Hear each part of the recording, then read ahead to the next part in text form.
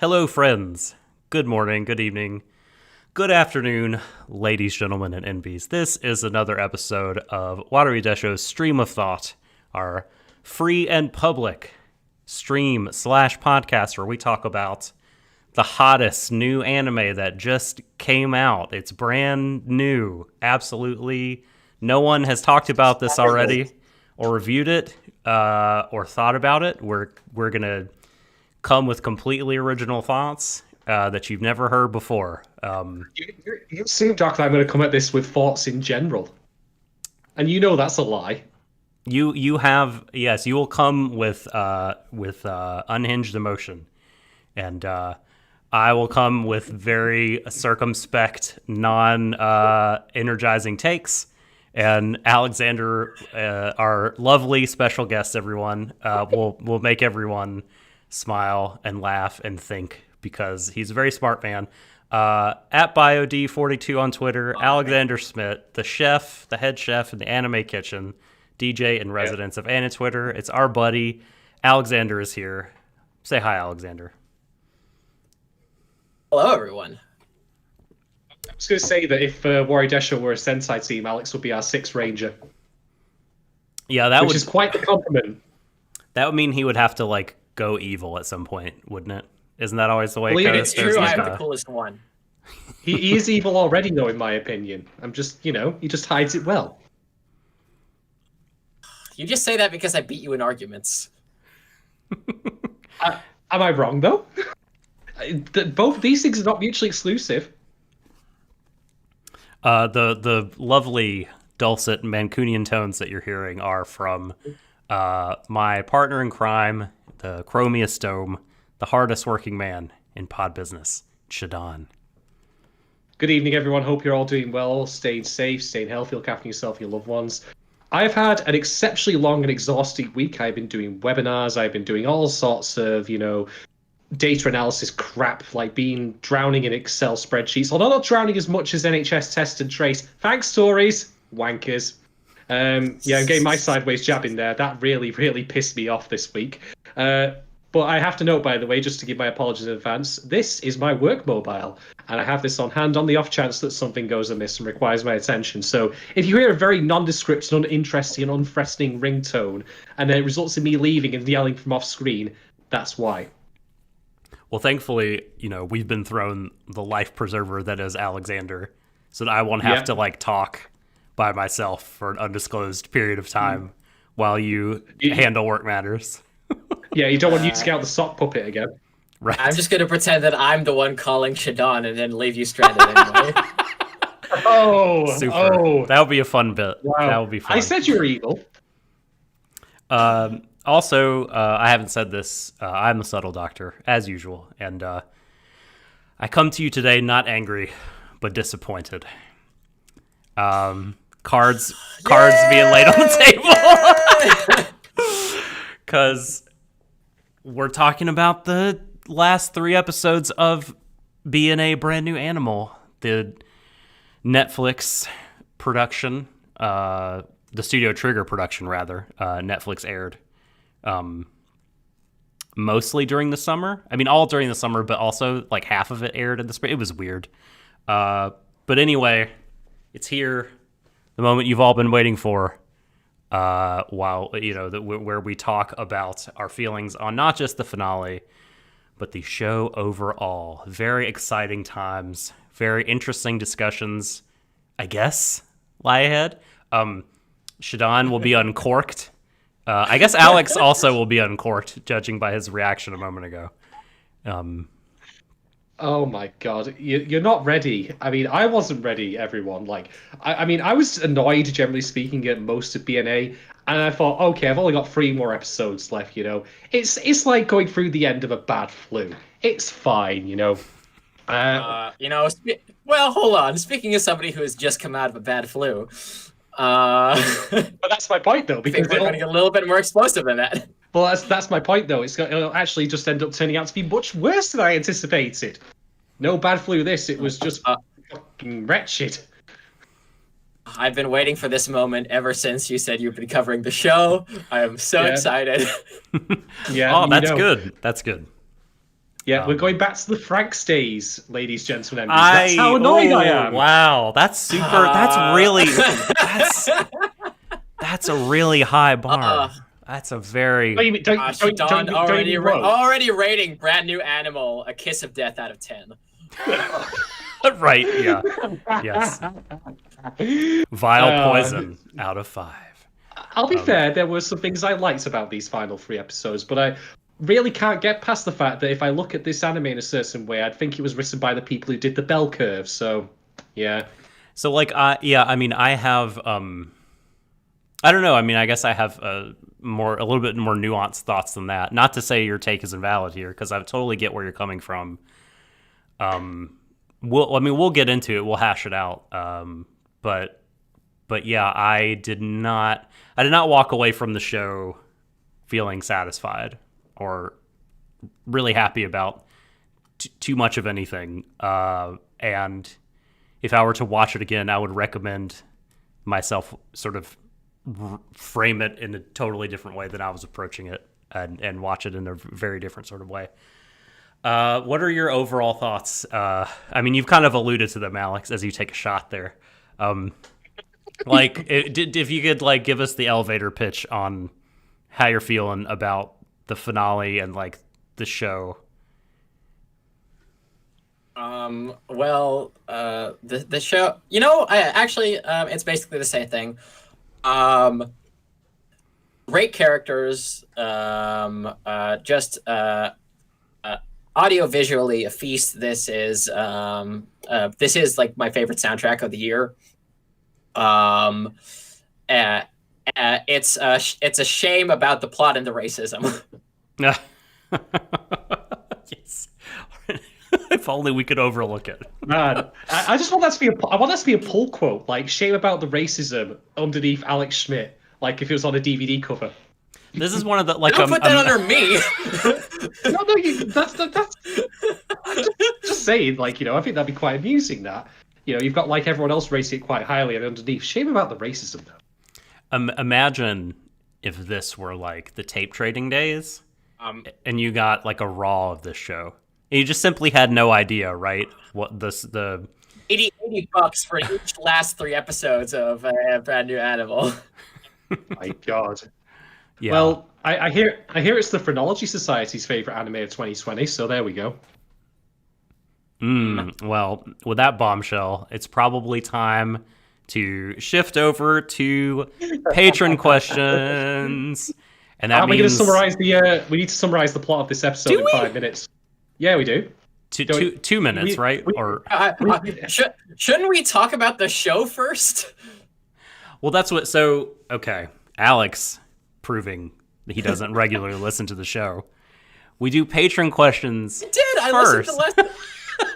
We do the patron question. I'm just fucking around, giving you a hard time. So we like to... Sometimes if we don't do the patron questions first, we end up, like, covering that ground already, and... just have to like repeat ourselves because we want to answer the patron questions. Like it's a priority for us, for you folks who generously donate your pledges over at patreon.com/Warui Deshou. Head over there now, by the way, if you're listening to this on the free and you would like to support us. You can get all kinds of yummy, delicious rewards, extra content, Discord access. We have a ton of fun in the Discord. Lots of like streams, game nights, movie watch-alongs, all kinds of fun stuff. Patreon.com/Warui Deshou. One of those benefits, of course, is that you will get your questions answered on the show. Guaranteed a thoughtful and detailed answer, no matter how absurd the question may be. So, are we going to do a summary? Do you want to? Okay. No, it's fine. I may have misremembered the last 9 hours I heard about you guys talking to you about the show. We did a fun. That happens. We did a fun last time, and Shadon, how do you call it? In 2 minutes, summarized the 3 episodes. I suppose if you'd like to get out the timer, or you can look at the time.is page and test me on this. Oh, all right then. I'm getting my phone. Okay, Doc, I have time.is up. So, I'm going to give you, starting in 5, 4, 3, 2, 1, go! okay, there are these medical tachikomas that show up and put everyone in a tachikoma with tranquilizers. And there's something about Nervassal syndrome that Alan Silvestre says this is a bad. Animals, beastmen are in a crowd and getting mad at each other. And so then they will become raging savages. That need to be controlled. This is very, very bad. They will kill each other. We need to be concerned about the violence that they commit on each other rather than the systemic the systemic oppression that we the humans place upon them. This is the argument the villain makes. If you think about it, it's actually their fault. Yeah, totally. Yes, this is a big pharma making this argument to the heroes, and. So he convinces the mayor and the Mishiru that this is the case. Nazuna has a complete 180, like no time devoted to her motivational turn or anything like that. She's just basically like, Mishiru, we're buds again, for sure. And then, hey, let's integrate the Beastmen into Japan. And then the prime minister says to the mayor, not what we're going to do. Alan tricked you. The mayor goes to jail. There's a concert. There's a big concert that Alan has convinced the Silver Wolf lady, Nazuna, to say, I'm a human. Isn't that great? And everyone will be like, yeah, you're so great.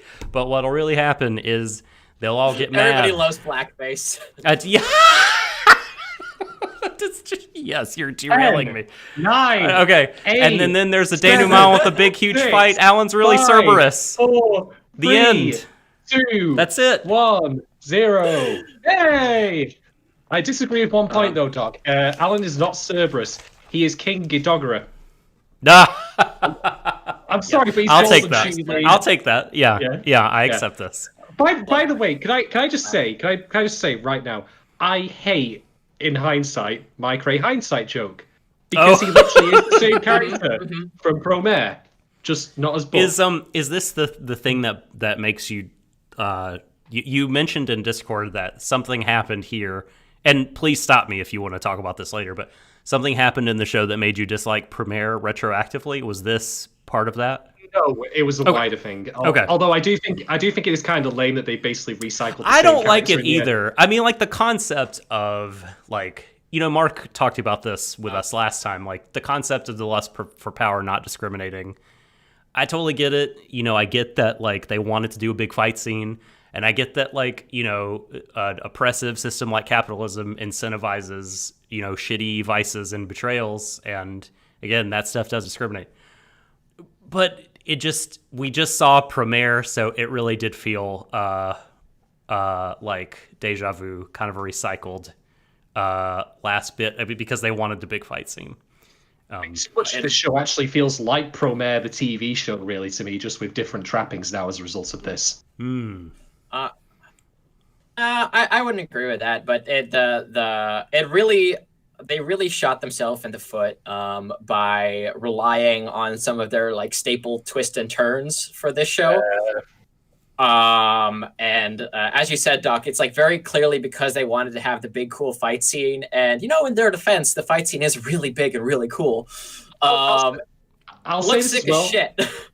I'll say this as well, Alex. Like, I really, really enjoyed, I really enjoyed the laser disco that he fired off, because he was just firing lasers at some point so many different directions. It was just basically a disco, and that was great. And I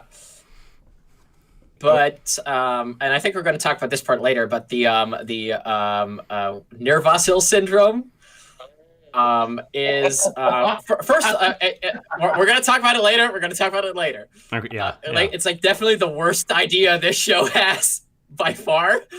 But it's so clearly because they wanted to have like cool enemies to fight in the like back quarter of the show. And they make them look really cool, but also it's it sucks. It really does. There's a lot about the last 3 episodes that kind of just suck. Like in a range of like some things gently suck, and then some things just aggressively suck. but a lot of it really does suck in terms of like the writing and the denouement and the pacing. But like, the visuals and those things are Trigger's fault. Like Mark last time again was very much like, hey, Trigger can be clumsy when dealing with these socio-political issues and topics of race and such. But it is the very same Trigger that made these episodes like palatable because they looked and sounded so good. So the double-edged sword that is Studio Trigger, there it is. I would say I think Shadon. it's... Oh, sorry. Go ahead. You go ahead. All right.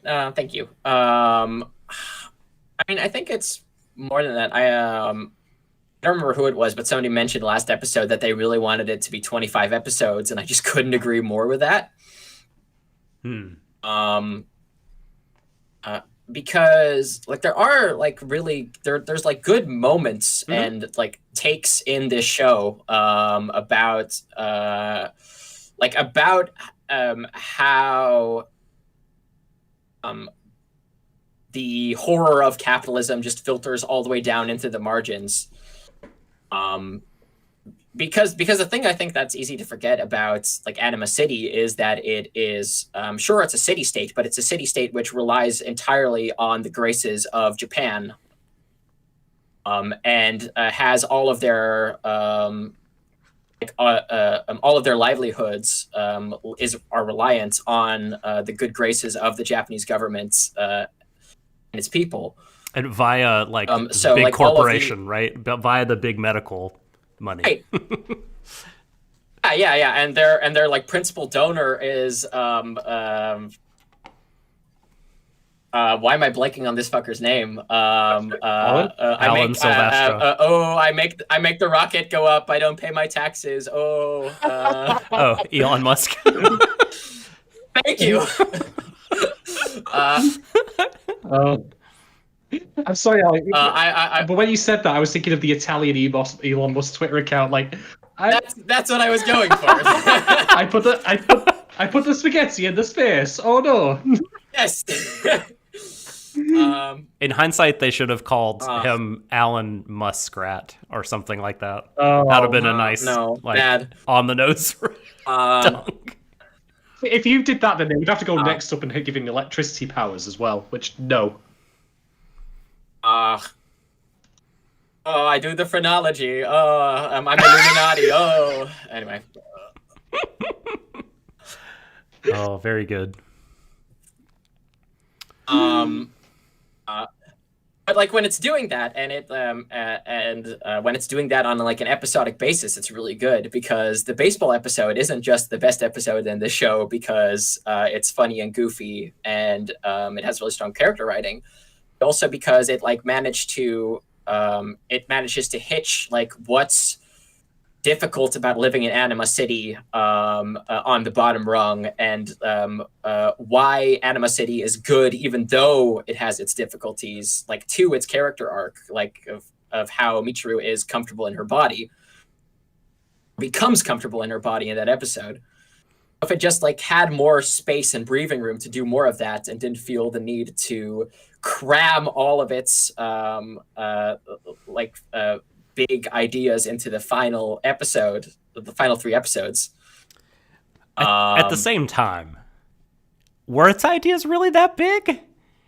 Like, I wanted right. them to like be. This is all bad. You're right. It's like this is inexcusable, but because like I get wanting it to be longer, like, but I just am unsure if like the increased length would if they would have more to say, because it just seems like there was a lot of vagueness and obfuscation in a lot of different elements of the show, where it like if they were given more time, would they have been more clear, or would they just have done more like mini character stories or whatever, which would have been fine, I guess. But anyway, I sorry to interrupt you. I mean, no, it's fine. That's like a really excellent point. And I completely agree with you, because while I really want to give them the benefit of the doubt, like I can't in this case. But what I can do is like I can point to Promare, which was also like very broad, but also like very cutting. because it was about anti-fascism. It was about like environmentalism. It was about like how profiteering like ultimately undercuts like the good of society. And it's like basically just like hitting as loud and as big as possible, but because it's like all honed down into those 2 hours, like it works. If you, on the other hand, sorry, go on. Okay, well, on the other hand, Little Witch Academia, like you had, which had different writers, but the same director as this show. There was a lot of room, but there was a lot of room there for to like do different like little parables in Witch Society. Like there was the strike episode, and then the one where they all go visit the dragon, and like little character stories.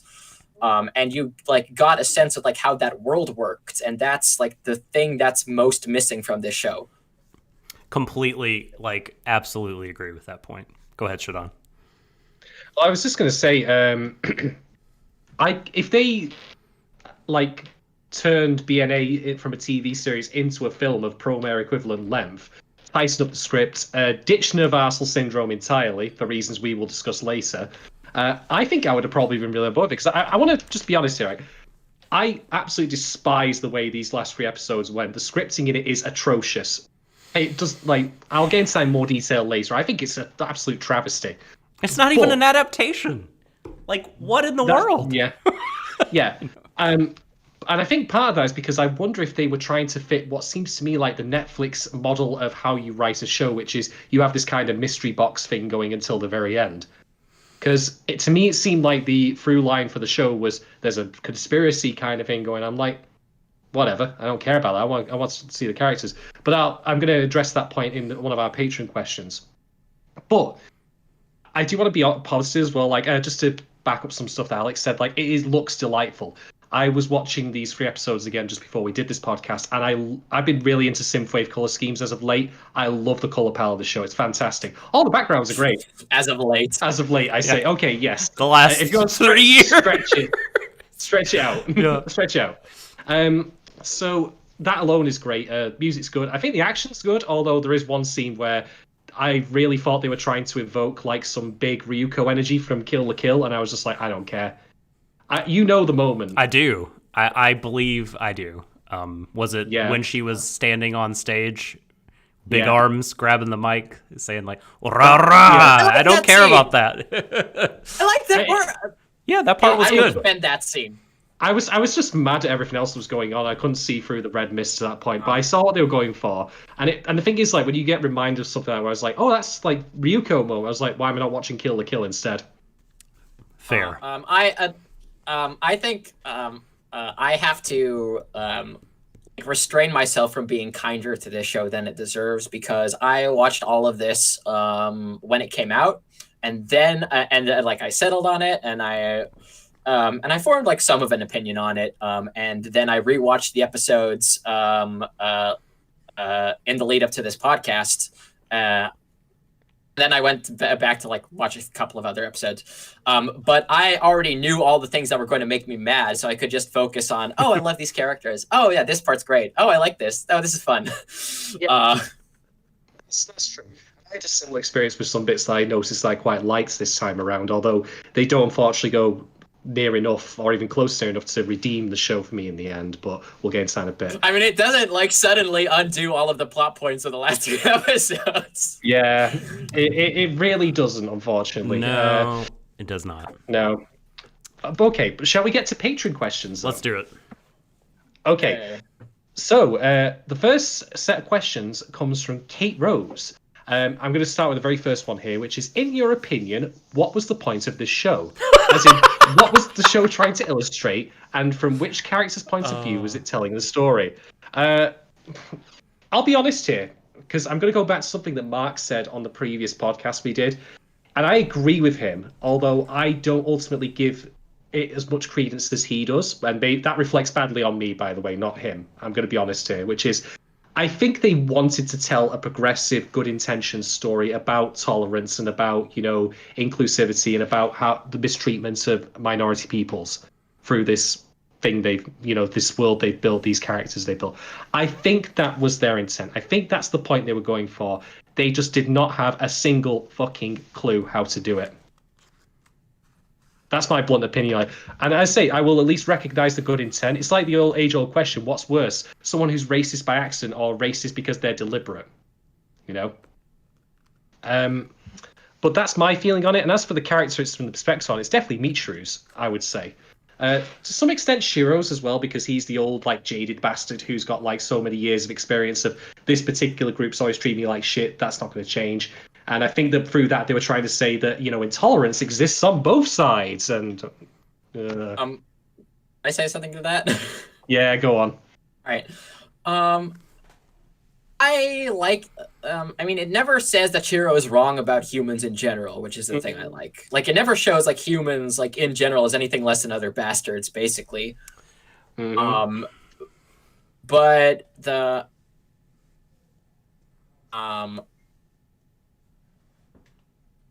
I think the thing that that Shiro comes along is that if he doesn't open himself up to the possibility that some humans can do good, or at least try to do good with the proper guidance, that he is that he is of less help to the people he wants to protect. It's not even that it's bad because then he'll be bad to humans, but it's he'll have less. I don't want to say weapons in his arsenal because that sounds like really dangerously utilitarian. But that's what I'm going for. Yeah, I get the intent.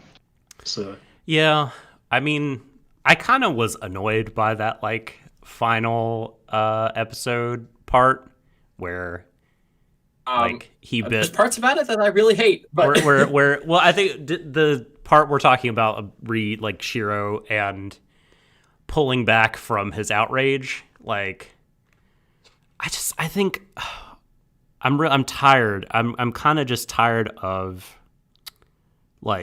stories that show these trampled on characters and groups who have a justified reason for being angry, but we always have to didactically demonstrate that no, that's bad and unconstructed. It's not.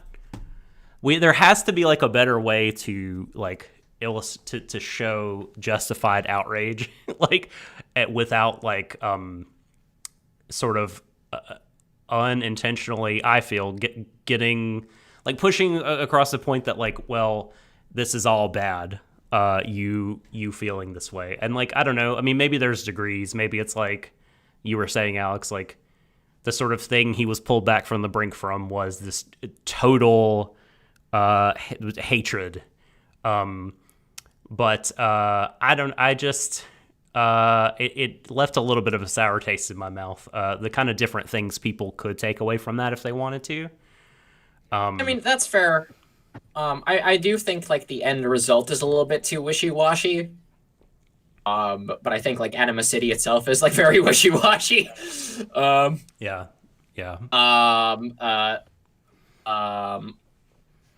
If only we had 12 more episodes to expand upon it. Anyway,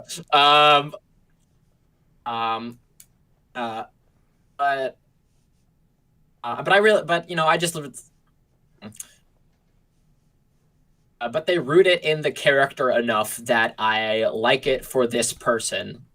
Even if I don't like it, even if I don't like the status quo at the very end.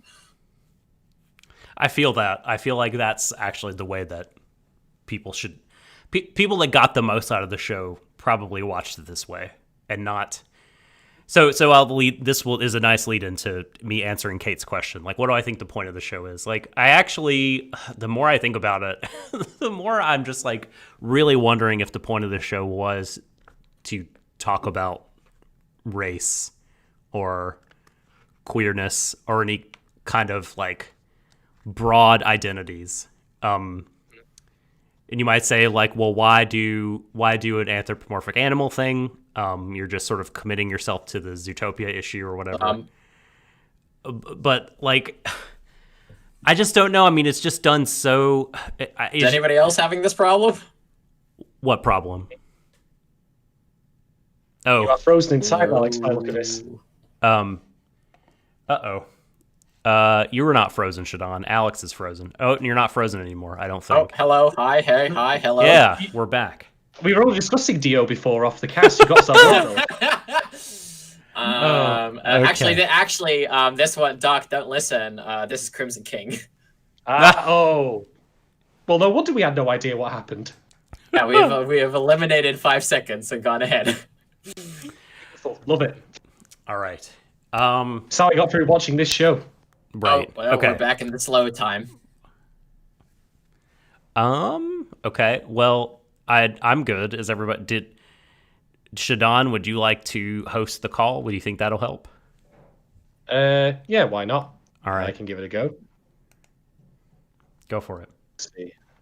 How you'll need to hang up then, won't you?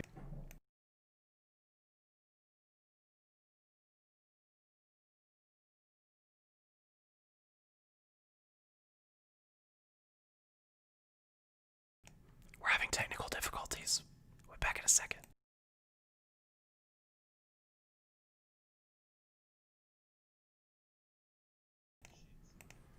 Hello, hi. Hi. Welcome back. Right. Okay. We've got the server in Europe now as well, so maybe that'll be a little better. Yeah.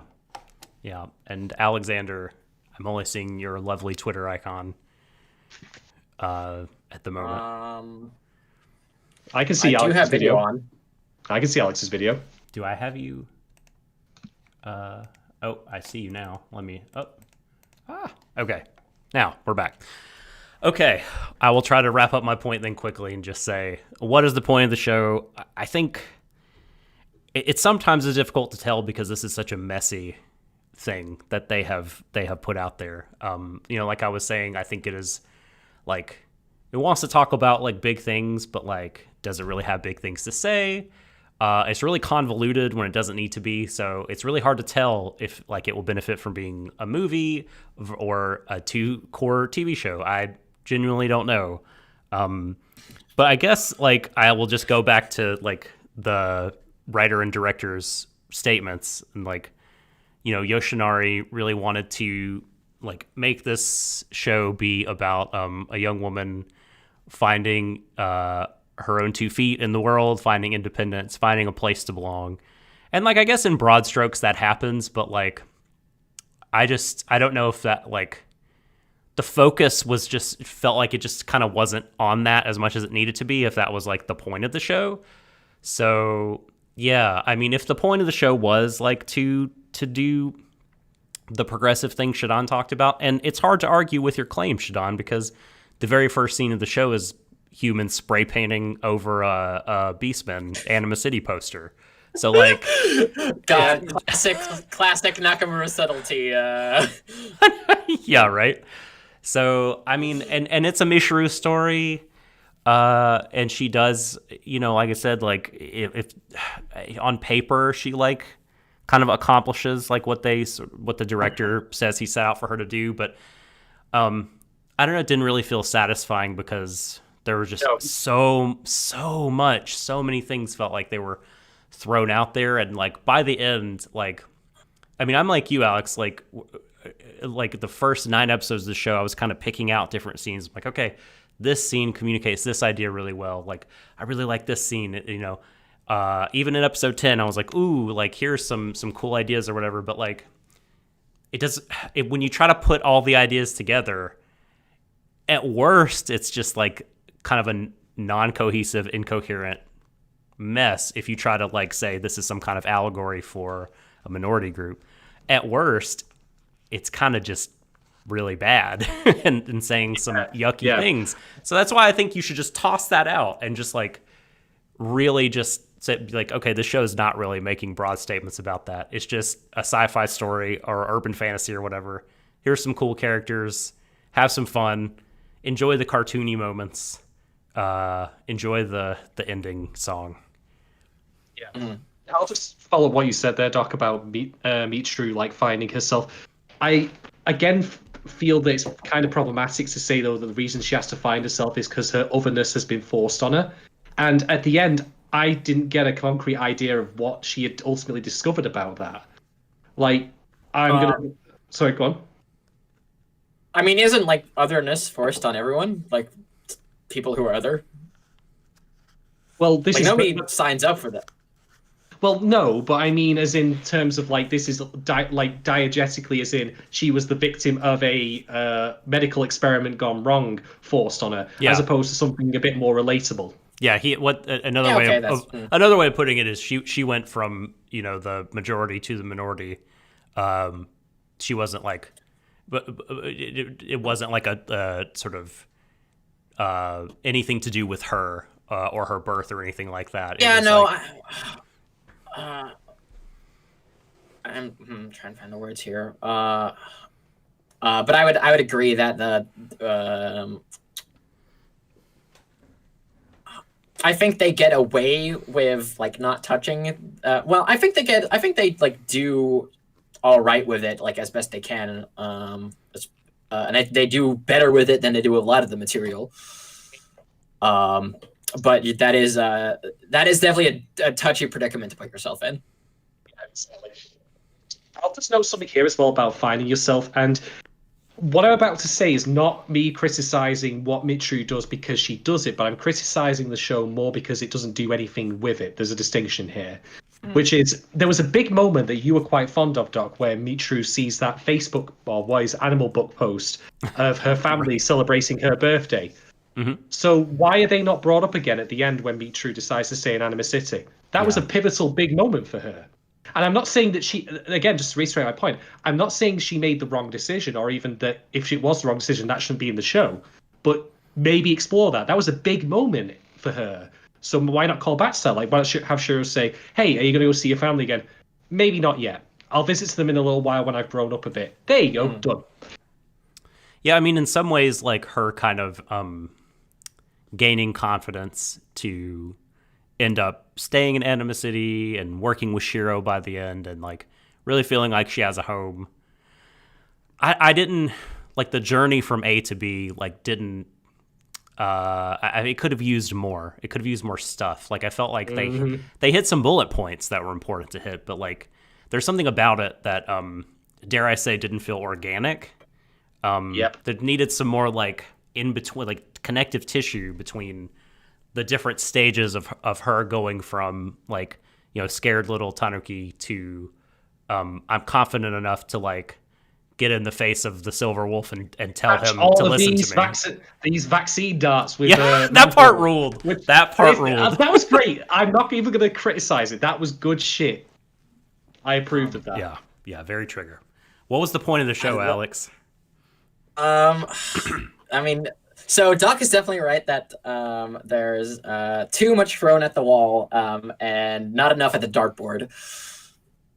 But I would say that the thing I'm going to do a thing I've learned to do by watching Gundam shows, and I'm just gonna pick the part that I think works the best and then talk about that. That works. And I think it is about a young woman like finding her identity on the margins. The thing that can sometimes be like frustrating about the show is the thing I think like works the most in its favor, which is that Beastmen is like never a one-to-one analogy for like any group. It's never like this particular it's never a particular race or like religion or color, creed, or like LGBT or anything like that. There's no like the and I was actually thinking to myself because I did remember that part where they show up in Auschwitz basically. Here's the thing, Alex. I mostly agree. I mostly agree with you, and I really do want to agree with you. But I have to point out that not only is there that scene where they end up in Auschwitz, and I'm like, great, nice one. But I need to point out that Alan is a pure blood advocate of Beastmen. Like, he's all into that. Fuck this whole. Yeah. God damn it! Like. No, but what I mean is because like they don't commit to being like this is about this. Like if there's no there's no clean cutness here, and I think that works in its favor in the sense that because getting back to my point, I was there's a turning point in Attack on Titan that I was furious about. God, is this story where I think it is? Oh man. I know spoilers for Attack on Titan, I guess. But it turns out that like all of the Titans are like basically coded as Jewish and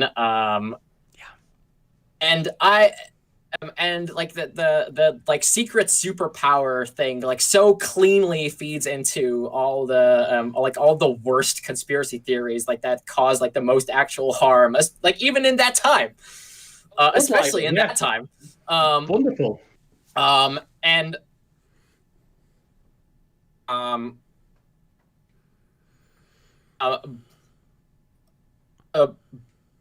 But like the reason I was mad at that, like even and the fucked up thing is like that's the best episode of that show. Like, it does like really really impressive things like with character and like theme, but it's but it also does that.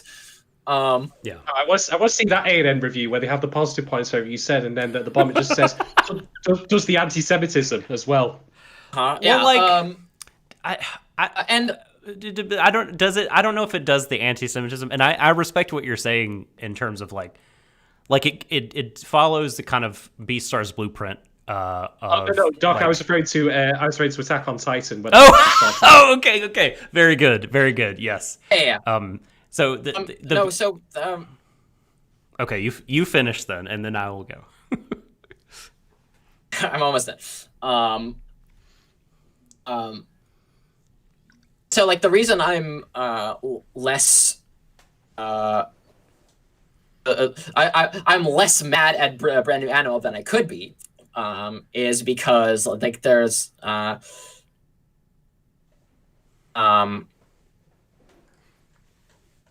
it doesn't at least with using that imagery was because like it's like using a jumble to represent marginalized people. And so I actually think like the parts that it hit best, like Michiru's character arc, I'm going to regret saying this. I actually think it works like best as I actually think it works best like as a trans narrative. Oh, at that's least interesting. For Michiru.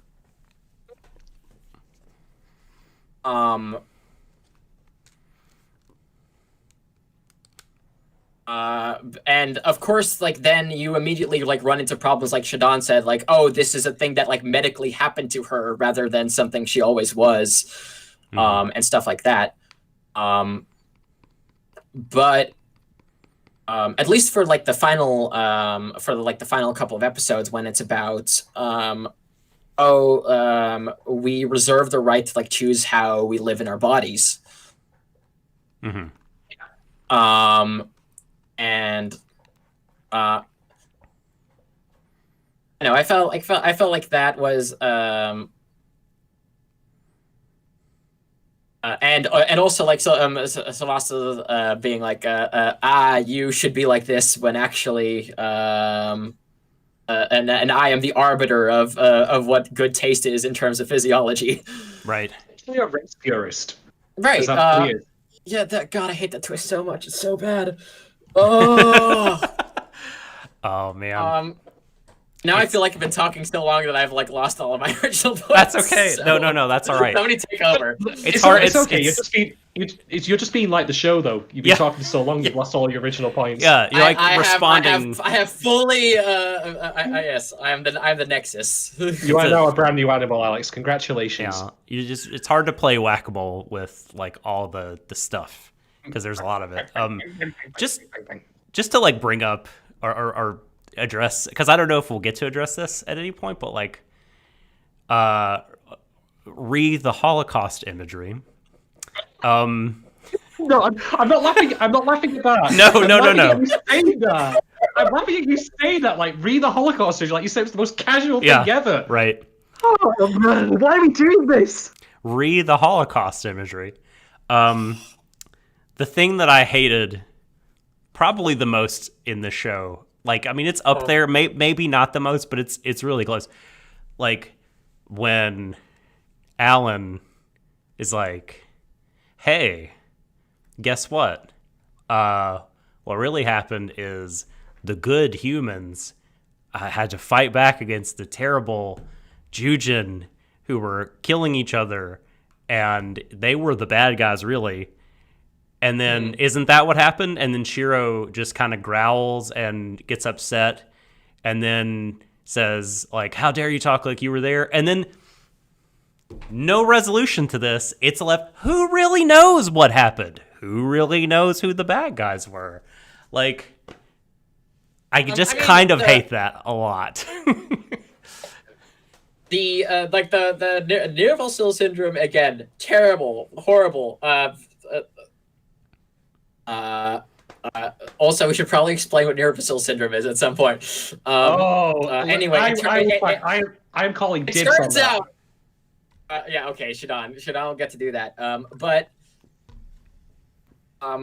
So that sucks, but I do think that we're supposed to like call bullshit on the fact that the humans or like the Sylvestan armies were just caught in the crossfire because Sylvester is a smarmy eugenicist prick. Here's the thing, Alex, right? I was just watching that scene again before, and I thought to myself, this makes no sense how he's describing it, because he's basically saying that the army turned up at the gates to Nervasil, and then we just happened to be in the neighborhood. and then good thing we had all those spears. Yeah, and then the Beastmen defended their home from an invading army, and like Alan's army was all like, dude, what the fuck? Not cool. Like, it didn't make any sense as presented, and I thought Shiro would have gone like, wait a minute, you're chatting shit. Look, these trebuchets were for your gifts? How dare you insinuate? Yeah, this horse, it's perfect for Beastmen. It's giant and wooden. Man, so anime in general is one of the things I appreciate about the medium and the art form is that many of the stories told in it sort of don't force your hand as a viewer in terms of how you need to feel about things. But with these kind of issues in this story, like, it just really rubs me the wrong way. Like, I mean, I know, like, someone might say, like, well, any sort of intelligent viewer would be like, you see how Sylvester ends up at the end, so you can just not believe him. Like, you can assume he's just lying and wrong about what happened at the massacre. It's like, but that's just not good enough for me when it comes to stuff like this. I just, no, the problem with that story is that that Nervasil syndrome, it turns out, is just a thing that does exist. Oh yeah, no, yeah, this is like the super big hurdle that all these anthropomorphic animal stories that purport to be about inclusivity and things like that have to get over, is like the distinctions between people that we fight about are like a lot of imagined ones, and like there's a lot of bad beliefs that people hold about other groups of people, but there are empirical differences between animals and so it's like really can be, you can paint yourself into a corner in a yucky way. Do you think I made that bell curve joke lightly? But it's like somebody doing like a Black Lives Matter essay with the premises that gang violence is the #1 killer and that super predators exist. Yeah. Boy. All right, let's move on. Shall we move on to the next question? Yep. Bill Clinton's op-ed in the New York Times. Oh, jeez. Man, I haven't thought about super predators in a while. Taking me back to the 90s. Crime. I'm just going to pretend that's a term from Monster Hunter and move on. So, okay. Okay. Question 2 from Kate. What is your final assessment of the characters Mitru, Nazna, Shiro, and Sylvester? We've probably already covered this in some detail, but we haven't really talked about Nazna Can I yet, talk and I about will. this? Yeah. Go on. My most disappointing, the stuff we just talked about is a lot of stuff I hated. This was so disappointing.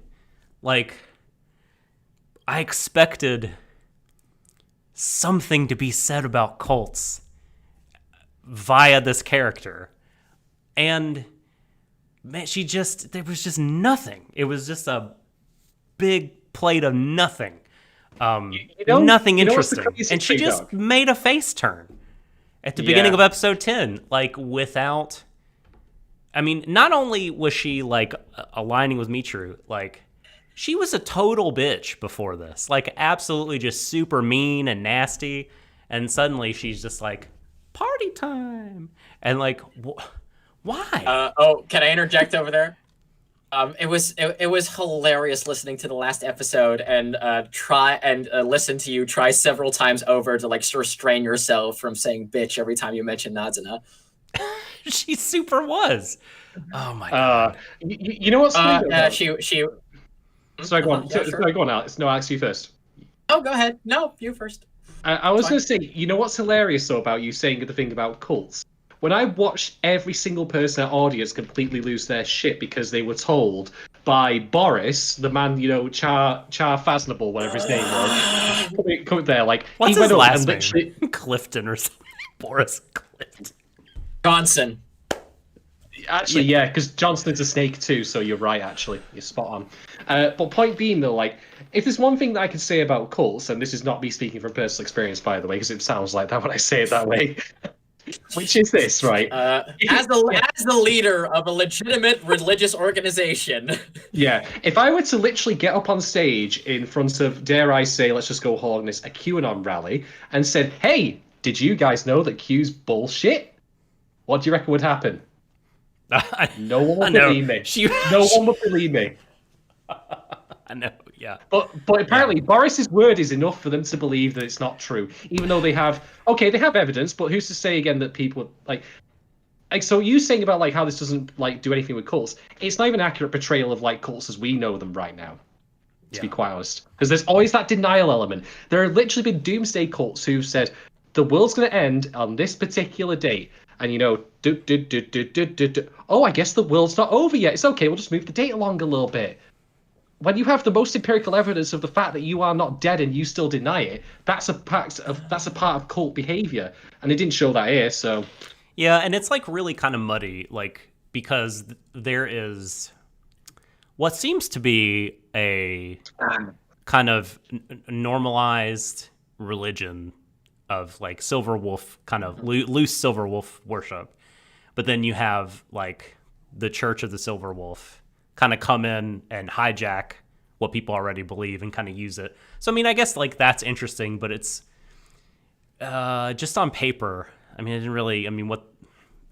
didn't really excite me seeing it all play out, and it wasn't anything we didn't already know, I guess, about cults and groups like that. And like you said, I mean, that was really that's one of the many elements that's I'm sorry, guys.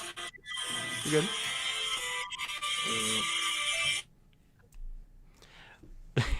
That's one of the many elements that. It's Alex getting my work phone call, by the way. you forwarded it to him. It's one of the many elements, Shadon, that pulled me out of the finale. Was they were just so fucking gullible. Hey, here's a couple screenshots. Guess we have to believe you. And it's man, motherfuckers believe the Earth is flat. Yeah. Come on. There's the curve. You show them the curve and they don't believe it. I mean, we had this discussion kind of last time with Marc, where I was talking about my initial thought about the whole idea of the Silver Wolf was if it made them happy and they're not doing any legitimate harm, what's the problem? In my opinion, and I still hold true to that. Obviously, that hasn't played out in practice with BNA here. But my philosophy is, if you are legitimately just doing inward, self-improvement, and you're not doing some Nexium shit or anything like that, or happy science, or even, dare I say, Am Sharikyo, all the, put whatever cult you want to name from your cult bingo card. Like, as long as you're just like legitimately just trying to make people happy, I don't have a fucking problem with that. Dude. In the same way, I don't have a problem with people saying that, like, they put Jedi Knight on their religion on the census. It doesn't bother me none. You make yourself happy, great, whatever. I don't care. But if this is meant to, so go on. I was just gonna say that Nixium documentary on HBO. Holy shit, it's really really good.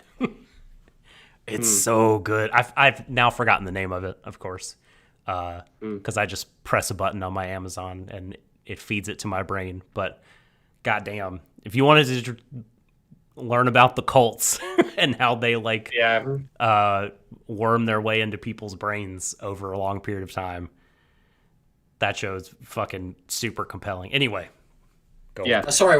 Hey.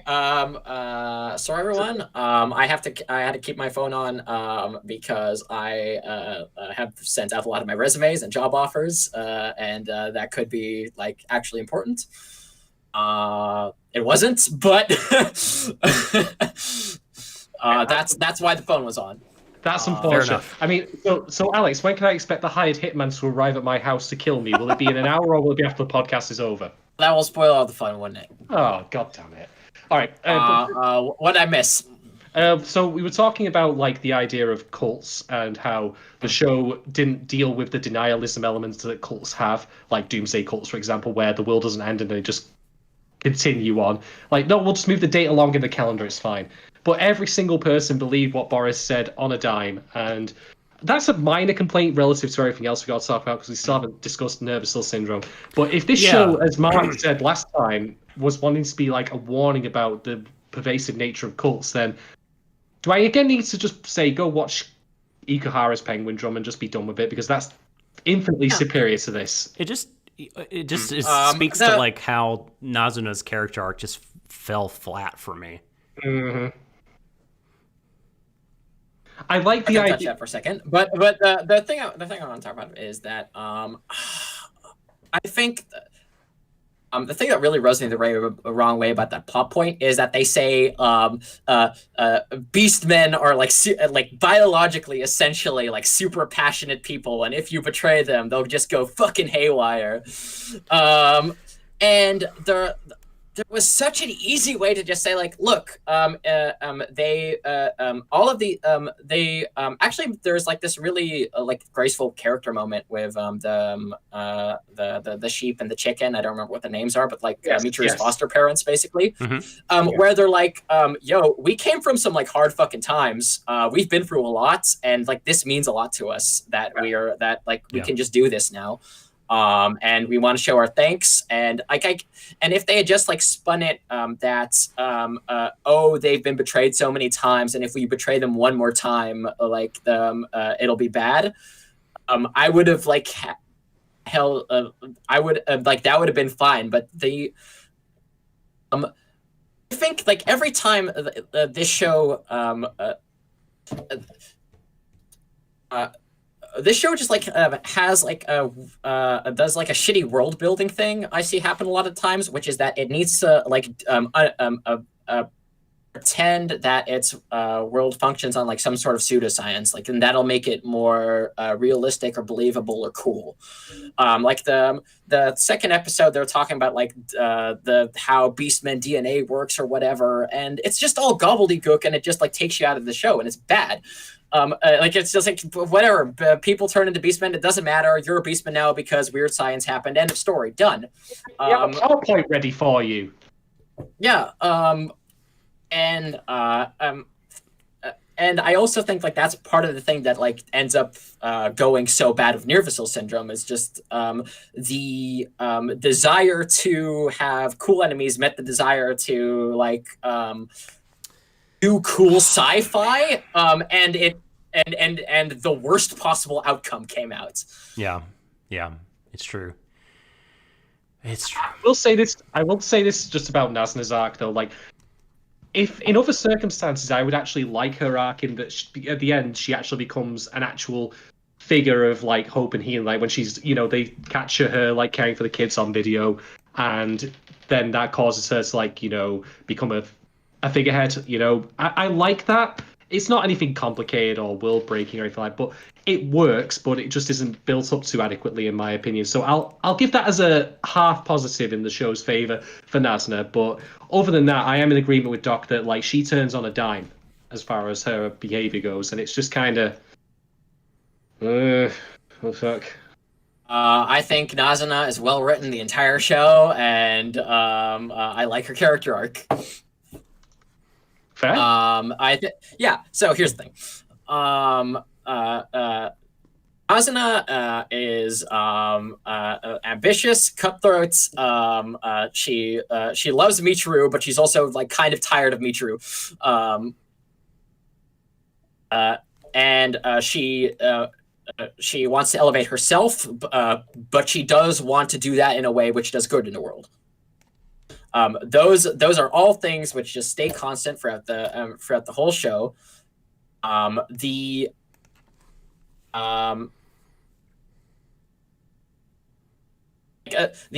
original the like harshest impression she leaves off like in those first episodes are because like she wants to get her like religious group settled. She wants to like get ahead in the world. And she has the I actually really like that she has this like very naive like white savior a sort of complex of about like it's like as long as like I'm there to guide people and like and I don't have like I don't have to like hear from people. I understand what's going on and I can help these people, which. I do like that like blows up in her face, like in the second to last episode. I don't like how it blows up in her face, but I like that it goes wrong. Also, by the way, Alex, just to follow up what you said there, if the show had originally gone with what Nasna was suggesting, which was that it was all actually above board, and Michiru was enforcing her preconceived notions on her, there's so much you could have done with that. You know, like about how we view like other people in groups, like, you know, that kind of thing. That would have been neat. But to end my point about Nasna on a more humorous note, I'm sorry to say, but Cheryl Nome did the flying thing better in a concert than she did. Yeah, I mean, these are apples and oranges, my friend. There's no contest. Yeah, sorry. Candle wah, wah. in the sun. Wah, wah, wah. But like, so look, Jesus got out of bed better than I did. You don't see people comparing the two of us. Right. You know. Like, so yeah, I mean, okay, The white savior stuff is like I see that and that it is interesting. I guess I just kind of wasn't I didn't buy into like who she became in the last 3 episodes. It really did seem like it really did feel like her and Michiru were at odds in a very deep way, like antagonistic to each other. Like Shadon said, you know, she was saying, you know, all you do is enforce your sense of right and wrong on other people, yada, yada, yada. And then it seemed like in episode 10, it's just sort of like, oh, hey, I wanted you to come do this job with me. Like, that just seemed very abrupt, and it seemed like the hatchet was just buried and that there was no... so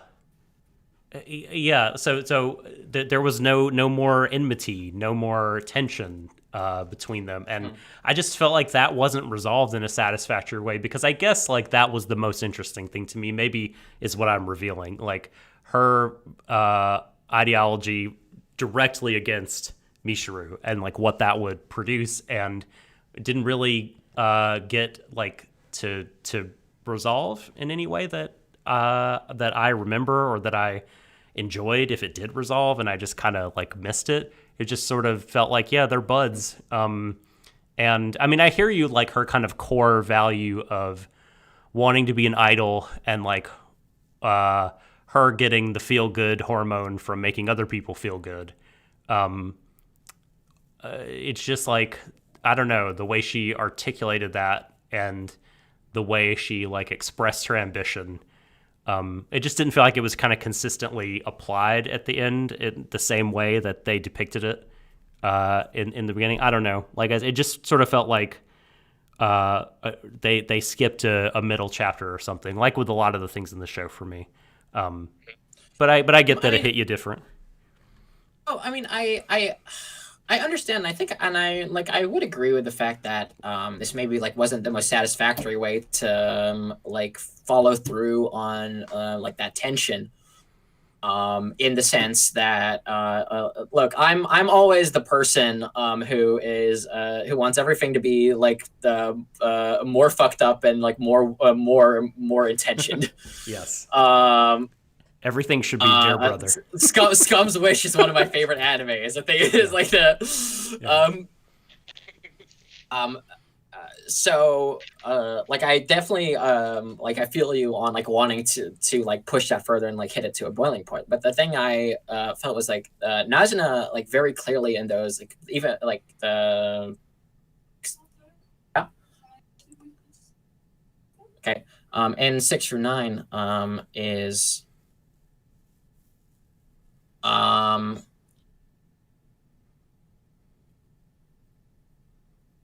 sorry, my housemate talked and now I've lost my train of thought.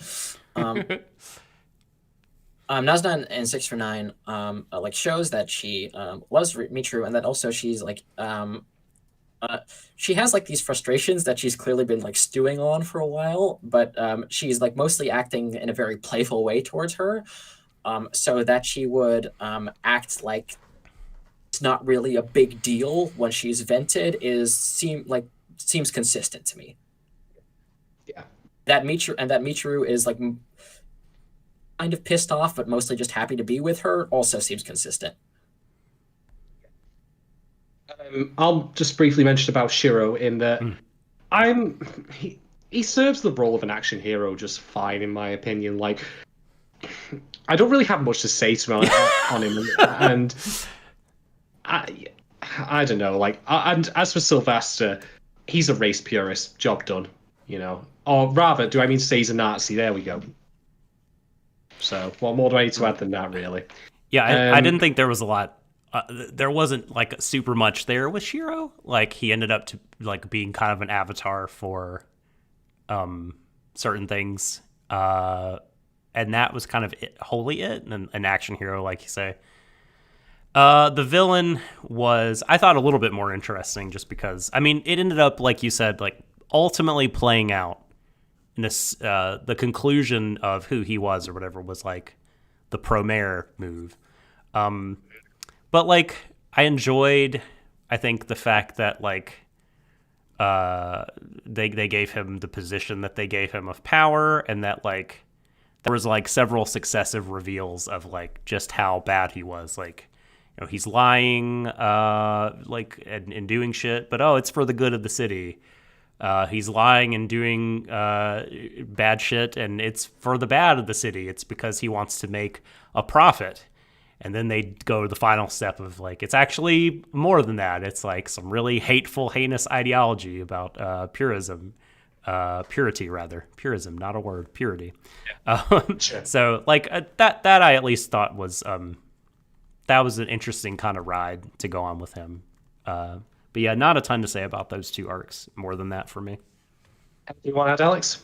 Yeah. I really like Shiro. I don't like, he's definitely like of the like between Michiru, Nazuna, and like Shiro, he's like my least favorite, but it's more by omission. Like I like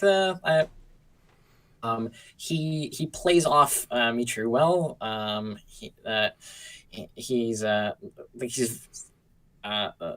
He gets a lot of cool martial arts scenes, and they animate him well. The thing I really like about Shiro is that the show is like constantly taking the piss out of him.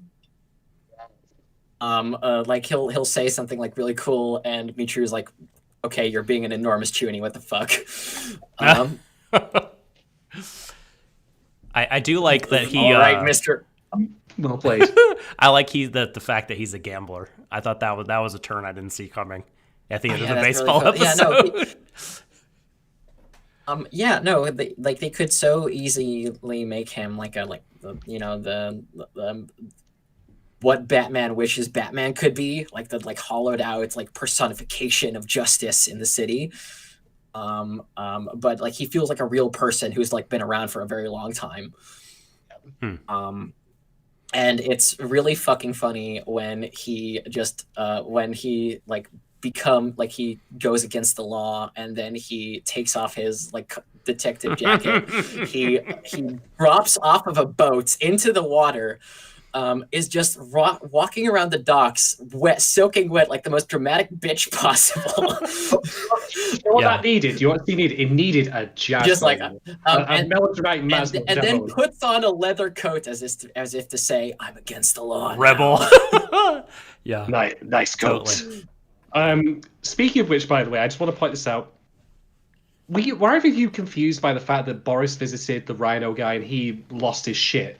And then it turned out that it wasn't really something to do with that, because I thought it was like this show to me actually has plot threads or ideas in it that seem very similar to 3 popcorn films I've seen. One of which is Batman Begins, because I thought that he was literally pulling the Scarecrow scene where he visits the mobster in the prison and he loses his mind. That's what I thought happened to the Rhino guy, but it turned out no, that's not the case. Gave him a drug. Yeah, I thought he drugged him or something in there, but it turns out no. He get like I assume he just like put a fucking bunch of cortisol into his veins or whatever. Yeah, something like that.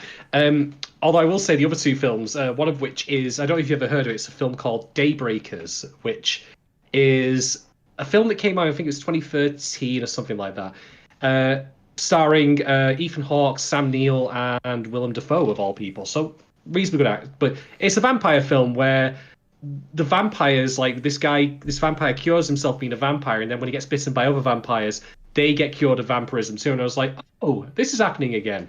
Yay, that's great. But then, of course, we also had the X-Men 3 Last Stand shit going on. Like, who wants to be a mutant? I mean, that's a fucking cut. Holy shit. But am I wrong, though? Because it's basically the same thing. Like, we're going to cure ourselves being Beastmen. Who wants to be a mutant anymore? And we're going to talk about that. I still have to talk about Solasta. Oh, man. Go on then, Alex. Take it away. I really liked him. I really liked his presence of being just a smarmy douchebag. In most of the show, I could not hate more that like all the twists that happened to him. He should have just been a fucking capitalist. Yes. He should have been like Lex Luthor, as in literally just a dude who's super smart and ruthless. Not, I'm suddenly going to... Well, a few of the twists were very capitalist until the final twist, I felt. No, like it should have just been like mercenary, like I founded this city because it like was in my interest, and now I'm going to eliminate you because it's in my interest. Like that's just like the that's what I thought it was until the last moment. That's what happens when you try your utopia inside the capitalist nation states. Is you just get fucked by the capitalist nation state. It should have been patterned after Dick Jones from RoboCop. Lead villain for RoboCop, absolutely. I know, good. I cannot begin to tell you how much it sucks that he is secretly like the super minority of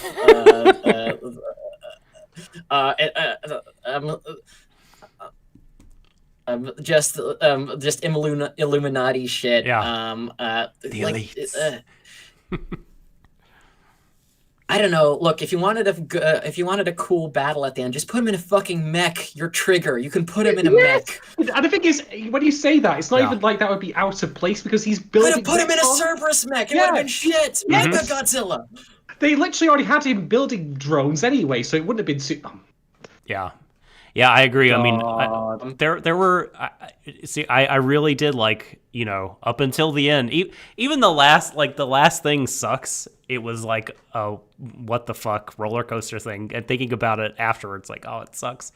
But yeah, I did like, again, the curves that we were thrown in terms of like, is his intention like really good, and it turns out like not to be. And they hit that point where he sold the mayor out, and he was going to like sort of turn all the Beastmen human. And the reason that he put forward initially was, this is a big demonstration so that myself and Japan can be shown as like the global leaders in curing the Beastman problem. And he's going to frame Jujin-ness as some kind of thing that needs to be cured and profit greatly from this thing. Like, that was all like, I was like, yes, like this is like where it needs to land, but like it just kept going. Can I point something out now, though, that I'm going to address later once we get past the Patreon questions, which is one of the things I hate the most about this ending, which is he technically still does cure the Beastman problem. Whoops.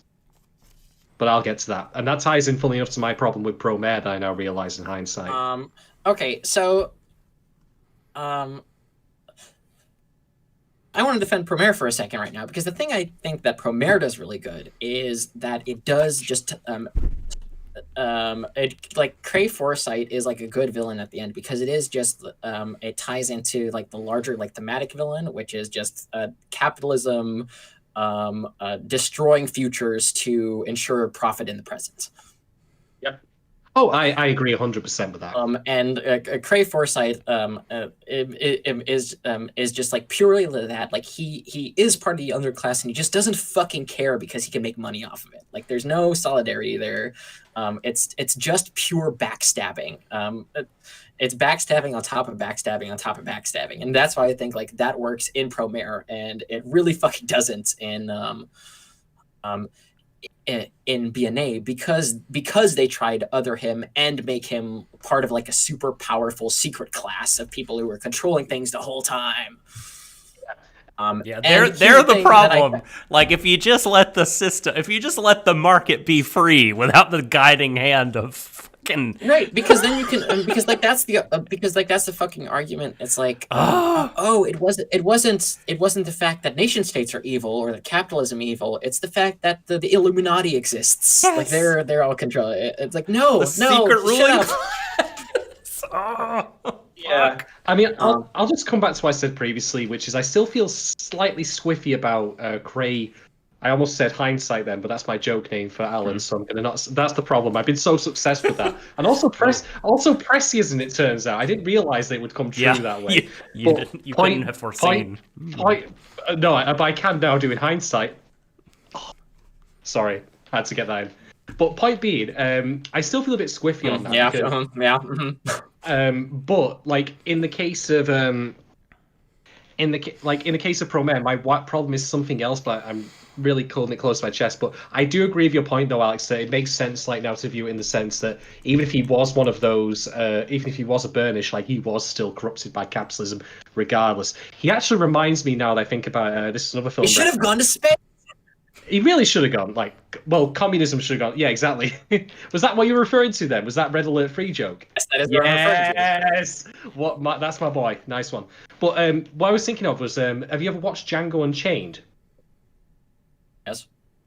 He reminds me, now that you mentioned that is Cray Foresight, a little bit of Samuel L. Jackson's character from that. Different circumstances, but sure. Yeah, this is a loose fetch now. All right. So we'll move on to our next Patreon question now, which is still from Kate. Sorry, there's one last thing I needed to tell you too about Sylvester. This is the thing that I was referring to earlier. That was my little surprise to you, Shadon. I would like you to remember the owl background in Fujikomine. Mm-hmm. Oh no, you're not gonna do this to me again. Yes, I am. Don't do me like this. I'm going to send you to a picture of Sylvasta's office, and I want you to tell me what the glass looks like. Oh, I'm excited about this. I'm excited. Oh my god.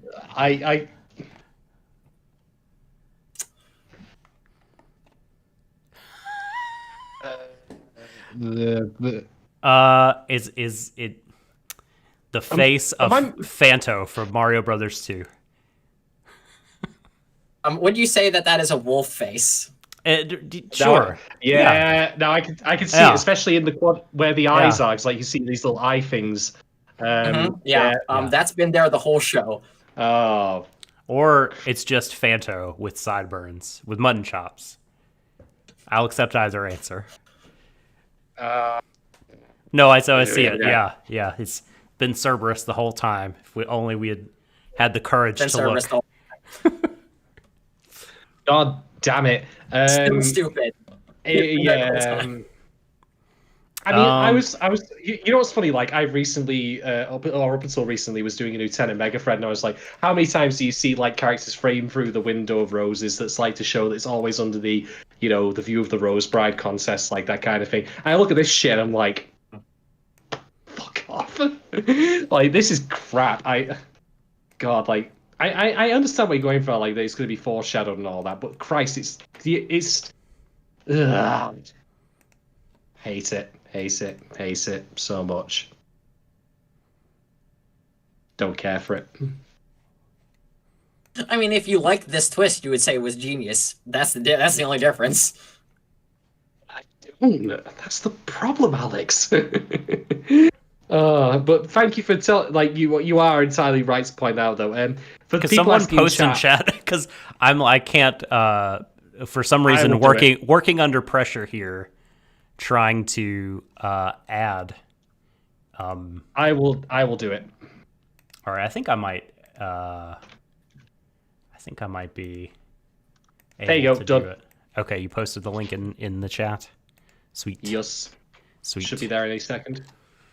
Sweet. All right, let's carry on with patron questions then. So next one from Catherine goes, were you surprised at the information revealed in these last episodes? Was this information useful to the overall plot?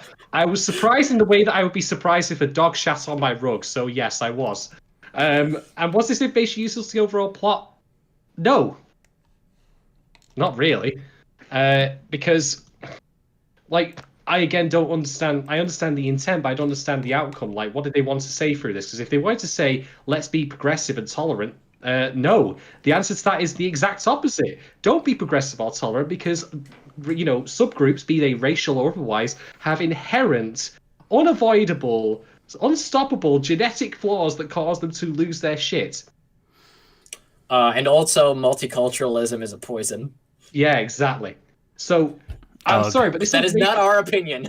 Ugh. Oh no, exactly. We do not let's just say we do not endorse the opinions of BNA, be they intentional or otherwise. Nor do we endorse BNA, apparently. No, I do not. I do not. Certain aspects of it, I'll vouch for, but I endorse synthwave music and synthwave look. Great, excellent. That's like saying I'd recommend you a cake based on the box it comes in. Fucking brilliant. I like the banter between the two leads. Now that Alex brought it up, that was a thing I enjoyed. Pretty consistent. Yeah, it was all right. There's good economical dialogue in this show. The episode where Michiru goes to the club with the daughter of the shark whale man was like super good. That was party. Unabashedly really, really good. I like that, but I have to ask, why do we then never get to see her turn back into a human again? Oh look! And again, no, I know. I'm isolating the episode. Actually, this is the thing. Oh, go on, Alex. So this is the thing I really like about the show. Is that all the Beastmen are like so used to like hiding who they are in normal society that they have ingrained socially the fact that unless there's like a reason for it, you just like be human. Yeah. Michiru, who has never like had to live under this fear like culturally, is like, yo, this is sick. I can do dunks so much better than I could before. Yo, did you just see me turn my legs into a leopard? That's sick. Why would you ever not be this? Well, I was going to say, like, I thought where you're going with that was to say that she's actually the inverse, where she doesn't want to turn back to human just to try and blend in and not stick out, whereas they have the opposite problem in terms of they have to look human all the time and don't want to stick out by being beastmen. That could be something. I don't know. Yeah, I think I brought that up before, just that, like, imagine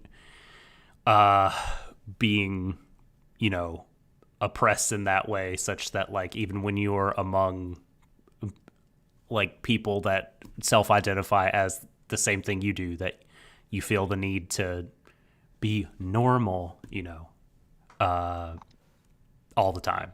I think that can, whether or not they intended it that way, I think that is like kind of a powerful point. Right. So, do you have anything to add to that, Alex, to that question? It's Um, What was the question? I can't Oh, I remember. remember what the question. I remember The what question the was, question was. Whether the last three episodes, like added to the. What did you think they added to the plot? And yeah, what I think they added to the plot Bad stuff. was a knife to the throat. yeah, Very bad things.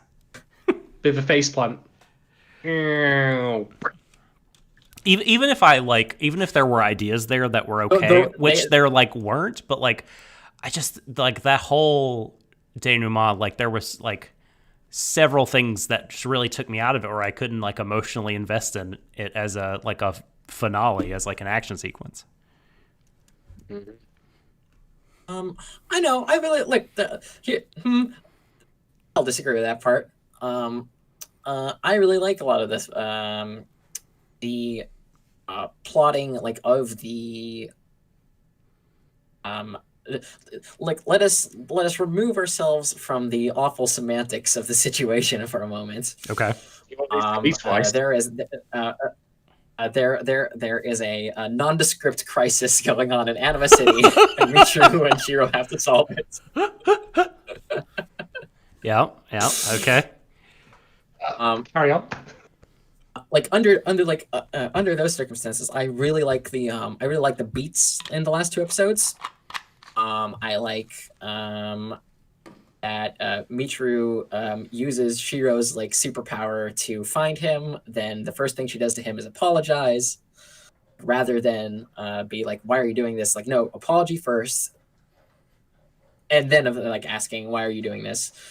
Also, she does a great impression of the like no Yamaro cat in that scene.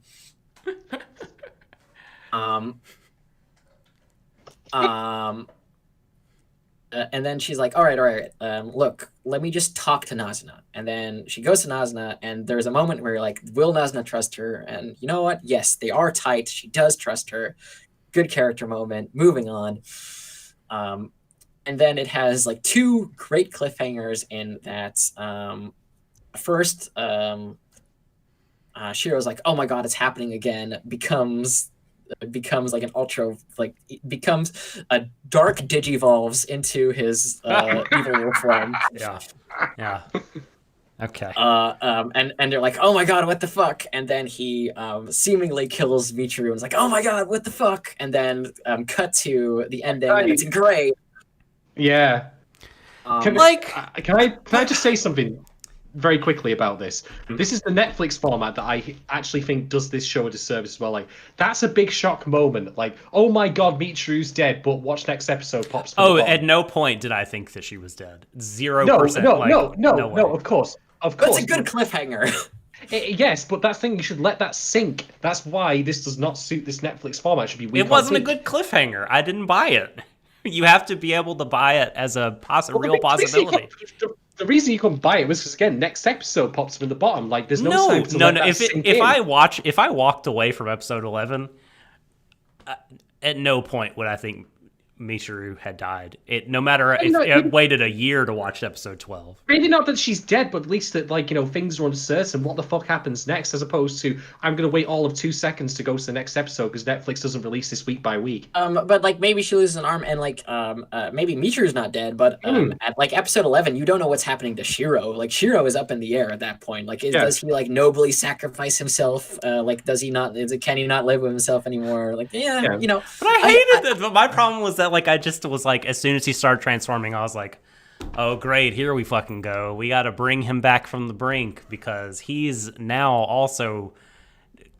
No, you are doing the bad too, even though you are correct to be mad at them. Like, I was just like, I saw that whole thing as like just a thing to get through, to see how it would end. Wow, that's a damning statement when you say that stuff about a show that's just something I have to get through. It's just a plot beat to get through. Like, I was like, oh great, yes, now he's gonna be nervassled out, and I'll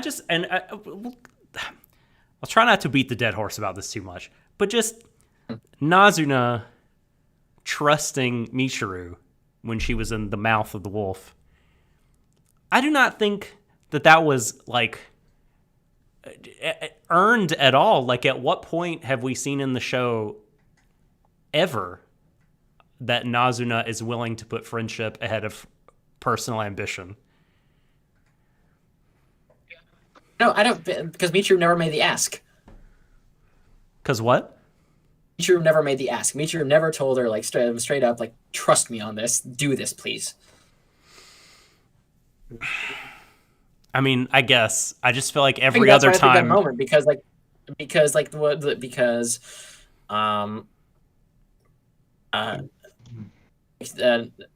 Nazuna is willing to, like, use Michiru according to her own interests, but, like, when Michiru makes the asks, that's the line for her.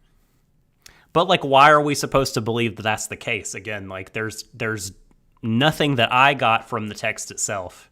And maybe this is my misread of it, right? Or maybe it's the way I watched it, not, like, all in the 12 episodes that I'm just forgetting things. But, like, I just didn't see that was, like, a part of her character. And it's a part of her character that she cares deeply for Michiru. But I thought the whole deal was that we're swerved and like, you didn't know her as well as you thought you did, Michiru. Like, she was your buddy, but you know what she really cares about when the rubber meets the road? Her own goals. Can I just find out? Wait, I think that's a misread. I don't think. I think there are parts of your friend that are different and more self-serving than you thought they were, that like didn't fit like your moral alignment. Not that your friend didn't care about you, because you like deeply selfish people can still be very good friends.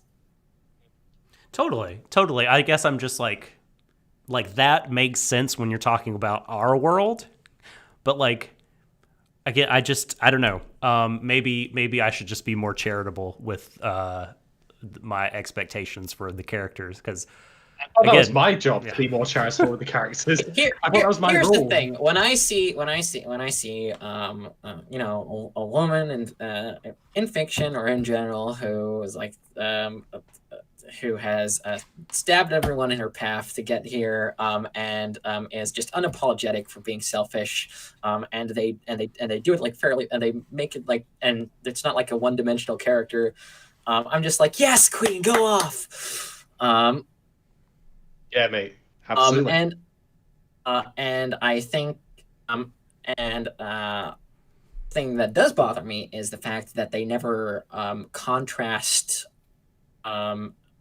Nazuna's selfishness with Sylvasta's, because they turned him into a Nazi instead of a capitalist. Yeah, they don't do that. And also, she was just a puppet.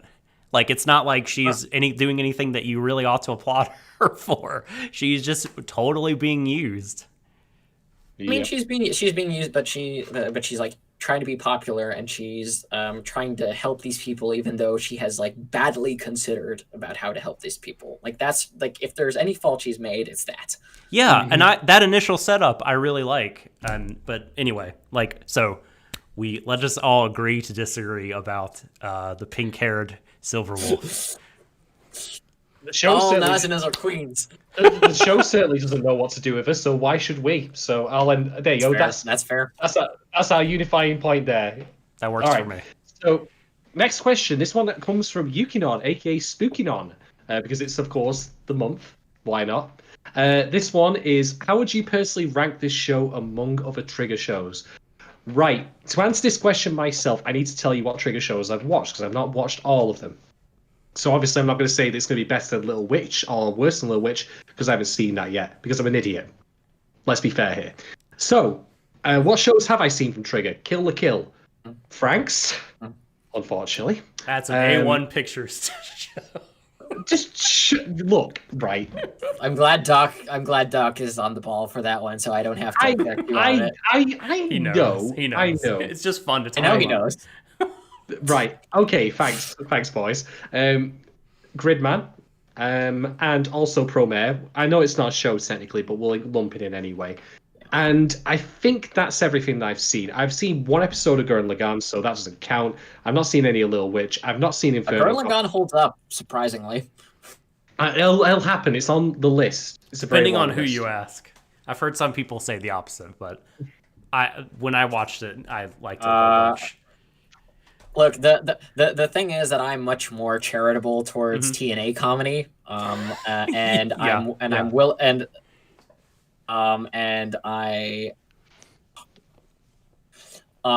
I'm good at compartmentalizing, as you may have gathered from this conversation.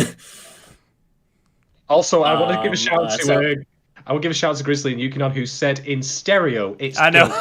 They both love it. That's incredible. Well done. I Pierce haven't the been, chat the with chat you, hasn't Drill. loaded for me the entire. Oh no, that's a bit shit. I just thought nobody was typing this whole time. Nah, we honestly we do have an audience here. I thought you were just thank you, ignoring audience. Yukinon crapping on Nazuna in chat. Nah, I mean, I would. Yukinon, right. you're wrong. Whatever you said. there's gonna be a reckoning later. I'm looking forward to watching that bar fight. Anyway, point being, so I've given my list of shows. I'm gonna rank them thusly. At the point of which it's underneath my boot, I would scrape it off on the sidewalk. Would be Frank's. On the BNA above that, but I'm gonna be blunt, not by much. I'm sorry, but you don't get to put shit like nervous cell syndrome here and all its implications and try and then, pretend that We still you're... have to get to that. God. Yeah, I know. You don't put that shit in there and pretend that you can be so far away from the heteronormative, heterosexual police shit of Frank's and everything else that was wrong with that as well.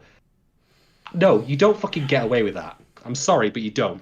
And I know that it's not, again, I stress, like as Mark said, well-intentioned, but we don't live in a time where good intentions get you by. Look at what's fucking happening around the world right now.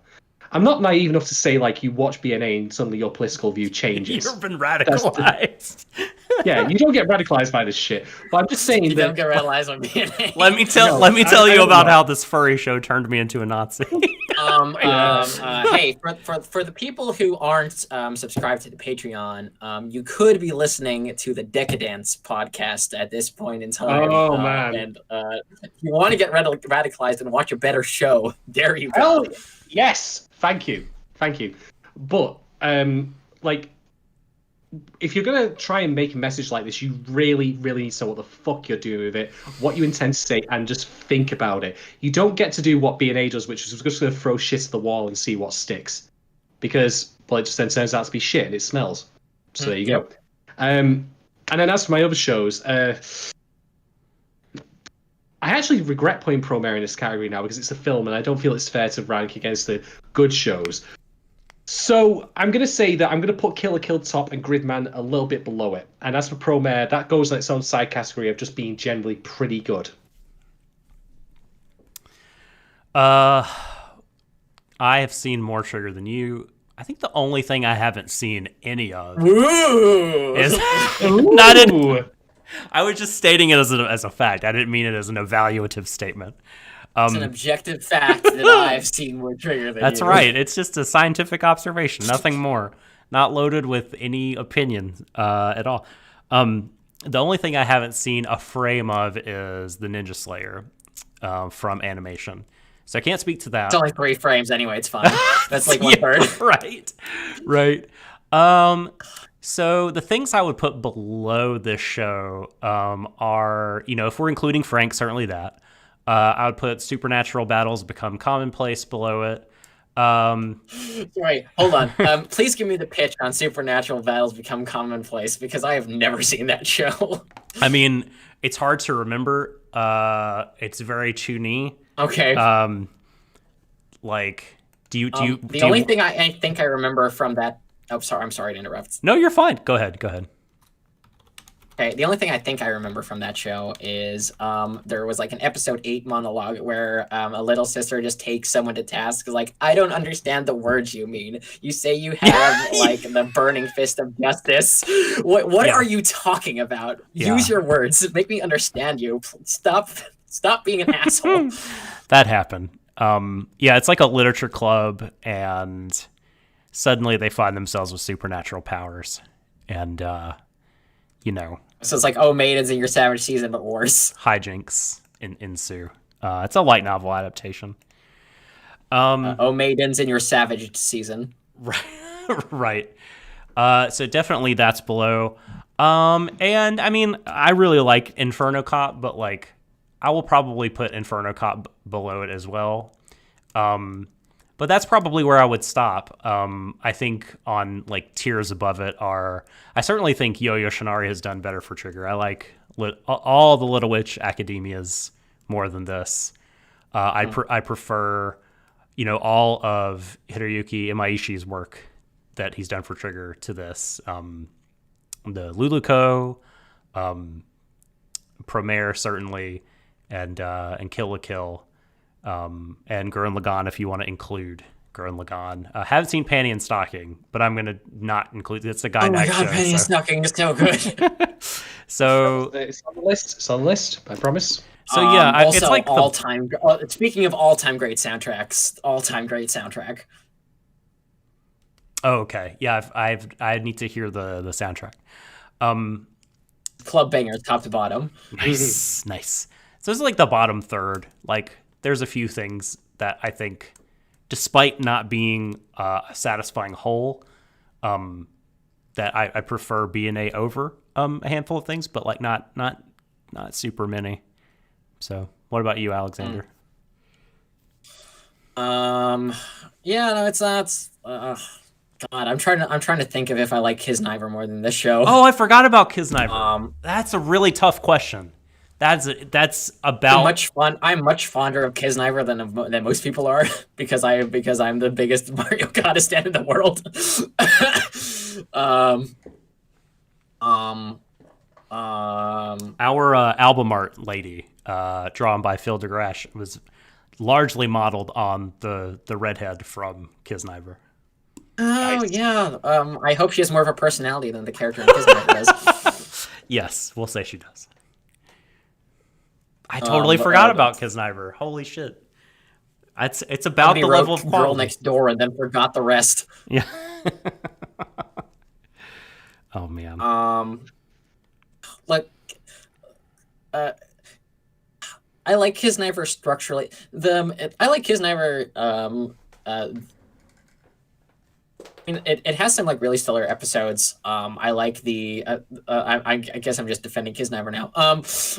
It has like really good comedic timing. And even though the characters are like very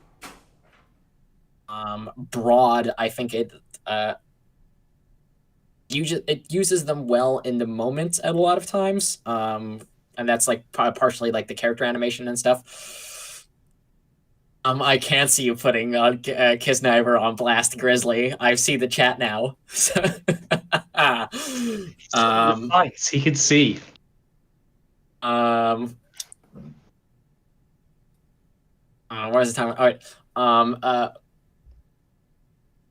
But for the most part, like the plot only works as like a structural joke in the sense that it has like this very hokey bullshit sci-fi premise where people don't know what empathy is, and so they have to get an empathy device. And then the last episode is the classic Okada twist that plot devices are bullshit and you should just go out and make friends. Wow. Imagine if that was in any way unrelated to our current situation right now where people just don't have empathy. Oh man, I'm sorry to say it. All right, so Alex, where do you want to put BNA on that list? Anyway, so because Doc already put made a whole ranking, and you made a whole ranking, I'm gonna make a whole ranking now, which is that A Little Witch Academia I think is the best Trigger show. I like fantastic episodes. Just like. A perfect balance of like episodic content and just like long-term character arcs, and just really like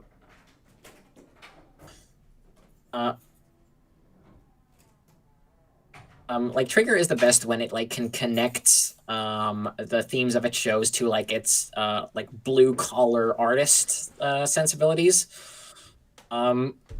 And I think Little Witch Academia is like the best version of that.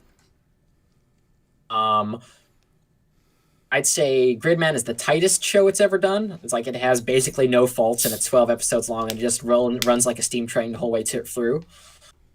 But it doesn't have like the high highs that I think that Little Witch Academia has, or that my favorite show, Kill la Kill, has. And Kill la Kill has is in some ways indefensible, but I love it with all of my heart, and also it has one of the best dubs in anime as far as I'm concerned. Can I just add on to what you were saying there about Kill la Kill, and this will tie into my later point that I'm going to use to wrap talking about BNA with. The reason I love Kill la Kill so much is it's, again, partly because it's just completely unabashed, unashamed. It comes out kicking and screaming. It's like the debut performance from a band that does not give a flying fuck what you think, and it still puts on an amazing show. But there are problems with that, not least of which is it says, hey, maybe fascism can be good because it's fighting another kind of fascism. And I'm like, no, thank you. I know, but like that thing about Kill la Kill is it's all like so cartoon stupid that none of it like matters at the end, and you can only like you can like take all the good parts out of it without feeling too bad about the bad things in it. Yeah. I 100% agree. And my criticism of that is not to drag no, it's fine. Although I feel, I mean, the people who are like, I just couldn't get over this or that, like completely valid. But I mean, to me, Kill la Kill is like the perfect punk rock album. Yes, that's such a phenomenally good way of describing it. And this is the thing, like, in the end, guess what? Fascism doesn't solve the problem of countering fascism. It's like playing Pokemon against each other of the same types. It doesn't work, you know. Weird metaphor. It's a weird metaphor, of course, but regardless, like, in the end, I'll allow the fact that at least doesn't work out. Your electric type is just a higher level. It's fine. You can, and then that metaphor is just if you do more fascism, you win. Well, yeah, that's also true. But that's ties into my point, which is that even then, though, it's still a bit messy, and they shouldn't be proposing that in the first place as a potentially viable option. And it ties into my wider point about BNA and to a slight little bit of extent to Promare, which is that I think that I enjoy Trigger the most when it's very low-level character-focused stuff, and not dealing with wider, dead-on, heads-on politics. Because when we say before, like, you know, about how all works are political, they are, but there are some works that are very explicitly about politics, which are a different thing. And I think that BNA is definitely on the like ratio of that, much more about politics than some of their other shows are, like Gridman, even though that doesn't obviously make Gridman not a political work.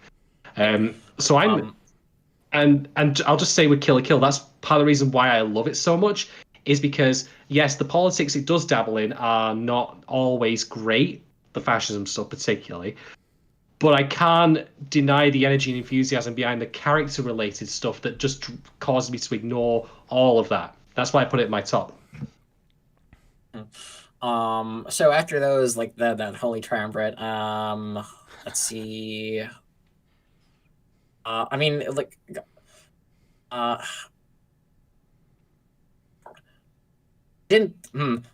have to put Gurren Lagann in a separate category now because I didn't when I was thinking when I like made this like distinction in my head, I didn't like put Gurren Lagann as like one of the trigger shows. But Gurren Lagann is one of my favorite super robot shows of all time. I think it like has a lot of like large problems and some, but I also think like it's smarter than people give it credit for. And it was a life support when I was suicidally depressed in high school, so I'm never going to not love it. So you know, yeah, so it goes. So that's over there. Different pedestal. Mm-hmm. Lulico is just really fucking funny. I think that the just really good. It takes a while for the like cocaine mile minute humor to like click, but like once it does, I think it's really really good. And I think it like it's really funny and heartwarming as like a just a I don't want to say flimsy, but as a light like middle school like romance thing, and as a like self-referential like meta humor thing. And I guess after that comes Brand New Animal because I never saw Supernatural whatever happens. Yes. And Ninja Slayer and Inferno Cop are two things which I appreciate. Like I love a good shit post. But I You heard it here, prefer. folks. You heard it here first, folks. Alex loves a good shit post. I love that do. line. That's amazing. But I prefer like the visuals and the character writing and the fucking banging soundtrack, despite all its flaws. You didn't mention Franks, by the way. I'm assuming that's not on your list at all because it's in a different place where We it don't talk about belongs. Darling in the Franks. Good. I don't anymore. I talked about it for 24 fucking podcasts, and I'm done with that shit. It's buried beneath the earth. Yeah. It's how low Like it the ranks ET on the game list. on the Atari 2600. Yes. It's in a landfill where it belongs. Next question. Next question. So this comes from GoGo Atomic Robot, and it says, name 3 things apart from the music, so you don't get to spit the music, I'm looking at you both, that are a positive about the show. I will go first. I always go really first. enjoy. I know. I'm sorry. Well, look, I've got privilege here from hosting the questions. So things I liked about the show, that apart from the music. First off, I love the color palette and the way it looks. It's great.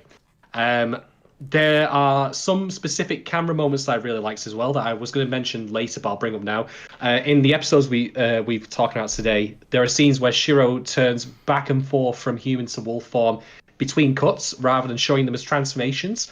And I really like that to show the suddenness from which he can escalate from being like calm to being like aggressive. I thought that was really, really neat. So that's a small thing, but it's an example of some good stuff that's happening here that's not strictly dependent on animation, but rather about editing and cutting that I think is really good. They use that for like drama and for comedy. It's really funny. Yeah, but it works. Like it's effective. I like it. And the third thing I liked was the fact that it was over. Oh, what a cop out. The cop out answer. I mean, he did give one other answer, so it's fine. Come at me, bro. Do you want to go next, Alex? 3 things without the music. I mean, all right. If you're still thinking, I'm fine. Oh no, I've got them. I just don't want. We don't have to keep the same turn order every time.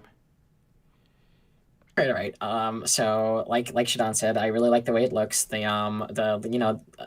pink and blue is very striking, and I think they definitely use it like best in the first and like last episodes. The like whole aesthetic bus ride at the very starts is just really, really good.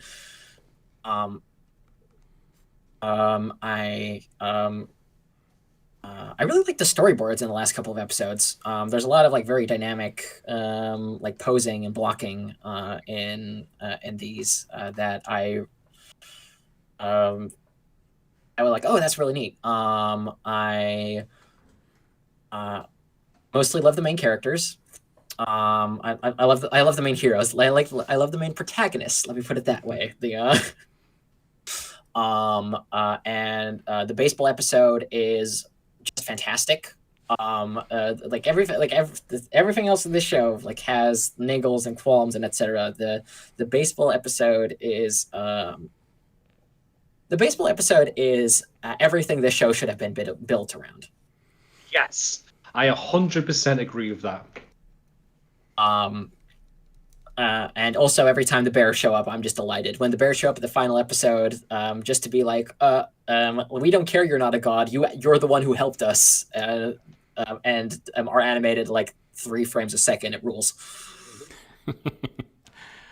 I would say, let's see.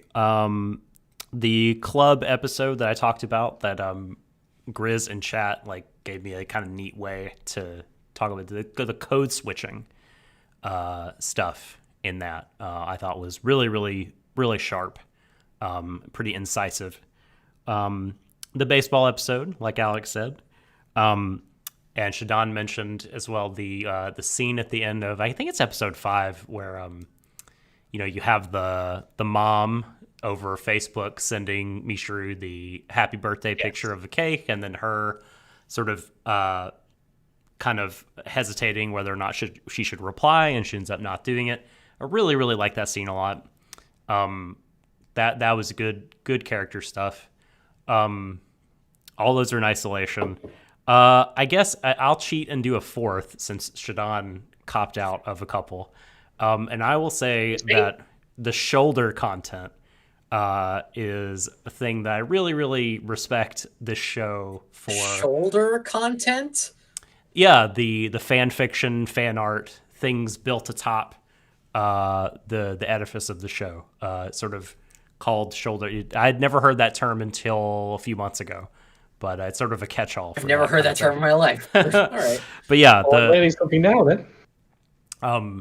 I don't think you're allowed to say you like this show because people write good fanfic about it. I think like I really. That's like saying that you like the person who. Sorry, go on. I was going to be making a mean. I mean, you're allowed to. To be like really fucking semantic about the whole thing. You're allowed to say like you're glad this show exists because people write good fanfic about it, but it's not a positive thing about the show. No, but it is because it's especially the fan art. I think it speaks to, like, if this show really is as mediocre as we all think it is, like, name like another like bunch of mediocre anime that has inspired like so much, like, I don't know, kind of queer fan art and fanfic. Like, I mean, I'm sure that there has been a lot. Because maybe Nazuna's a better character than you thought she was. Sure. Like, I'm totally willing to like other people read it differently, and there's things there for people that, you know, maybe I didn't pick up on or didn't resonate with me, but I think that there's a lot here, again, messily told, not as cohesive and coherent and clear as it should be. But people are picking stuff up. There's elements like people respond positively to the inclusivity and the kind of pro-queer and like pro-equity kinds of messaging that are in here, and like that comes through in the art. And this is not, I don't think, a thing where people are just doing it to like in spite of what the show is about. Like, I think that they're just picking up on what is there, again, messily there. And so, like, I don't know, I like the fan community around the show. I think it speaks well of the show. I'll just stress your point there. I was going to make the very, very nasty comment of like, it's kind of like congratulating the person who built your house because the plumber fixed all the leaks in it. There will be better fan fiction of the show than the show itself. Yeah, dude, that's what. But what I will say is, I actually do agree with you, Doc. In that I always do like it when there's a vibrant fan art community or even just a fan community that forms around a show, be it good or bad. Because in the case of it being bad or just plain mediocre, that's inspired. In the case of it being good, maybe that is still inspired, actually, funnily enough, because sometimes even good shows don't give people what they want. Star Trek Deep Space Nine, for example, never committed to having Garak and Bashir being a proper queer couple, even though they really should have done. But welcome to the 90s. Different discussion, different time. But point being, though, I 100% agree with like the idea of like fan communities giving like, you know, more art back to the community in turn. All the great Land of the Lustrous art that I've seen, for example, over the past couple of weeks and years and all that has been great. But I think that I feel that, I know it sounds really harsh, but I want to attribute that to the actual creators directly and not to the show. They're taking the show as a set of tools and using that to make something new. And I would just then ask, if that set of tools was available to the original creators, why could they have not done as good as the people did, you know, making that fan art or fan work to begin with? I mean, that's they're because they're not those people. That's a non-starter. No, you're right. You're right. You're absolutely right, Alex. So Yuki in chat says, I mean, Yuki says, can I respond to that one? Oh yeah, no, go ahead.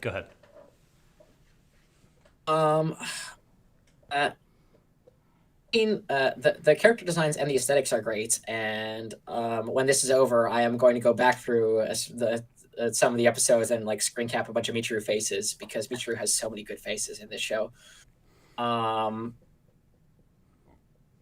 but I also think that the like some of the characters like have writing and like interesting relationships, and like even if like some of the like plot, and even if like some of the like beats aren't as like tight as we would like them to be, like there's like still enough there for like people to latch onto, like the like very like grudging, loving, like complicated relationship between Michiru and Nazuna like is a lot. Yeah, I and mean, there's they have like girlfriend pictures on their like on their desks. they do. Yes, yes, and there are people of all ages and types watching the show that are fed by that content, and it's sort of a chicken and egg thing. Like, if the aesthetics of the show were crap and they weren't furries, you may not have people doing the art. But if they were, and the relationships were complete crap also, and there was nothing to the characters, they weren't likable at all, would people care about drawing them?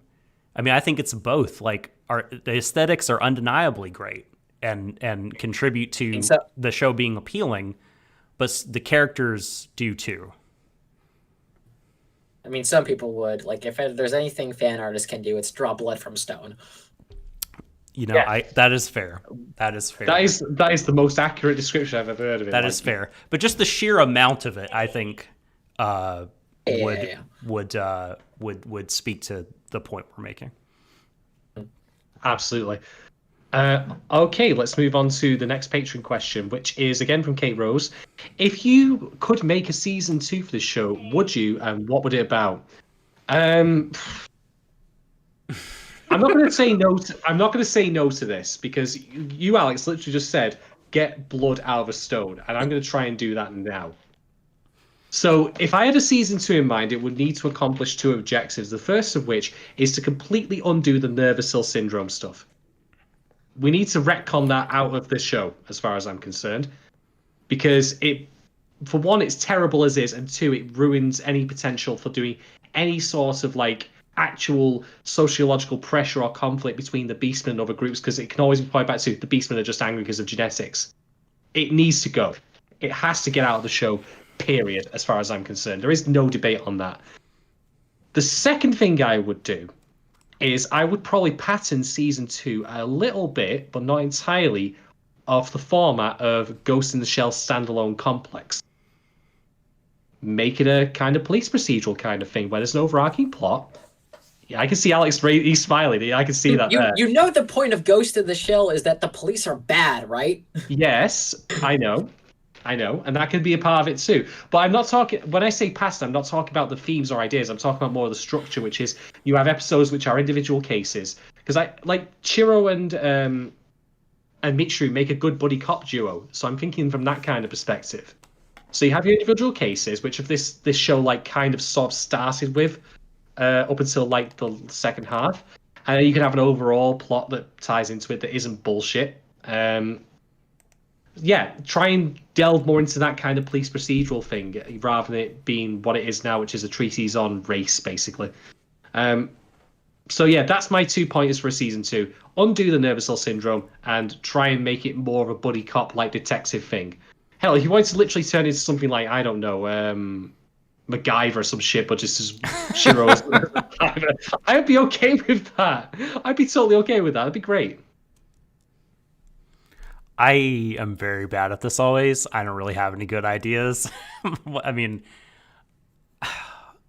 I suppose I would watch a season 2 if I heard really good things about it. I don't know if I'd be like super excited at just the prospect of a season 2.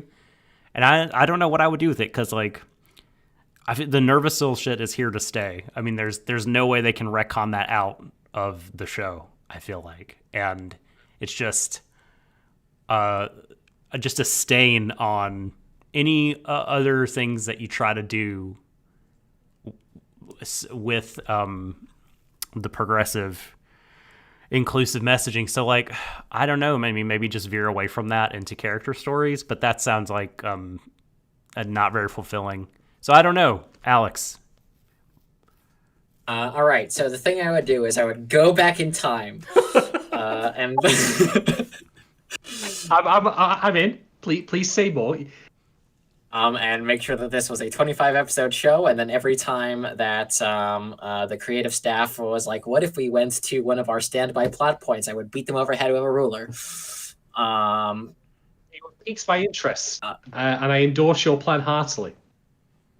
Barring that, assuming that I don't have a time machine and I'm not going to use it I'm not going to waste it on this. In this economy? Is yeah, exactly. Steins Gate season 3, everyone. Oh my god. I'm not gonna get into Steins Gate. Shut the fuck up, Alex.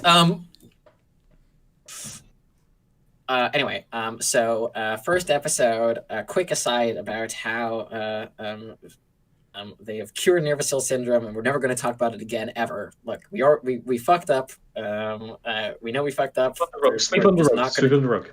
We're just not going to deal with it. There's no way to be like, let's have a thoughtful analysis about how people are genetically super predators. Because really, it's like they didn't think through life on so many things, right? In Animacity. No, they didn't. Did people never get mad in large groups about anything before? Like, it's like when we drop in, we the audience, it's like Nervacil is totally new and no one knows about it, but yet it's like inherent to being a beastman. So how has it never shown up before? Is now a good a time as any for me to just talk about it and get it out there and get I'll finish mine and then you can go. Go on.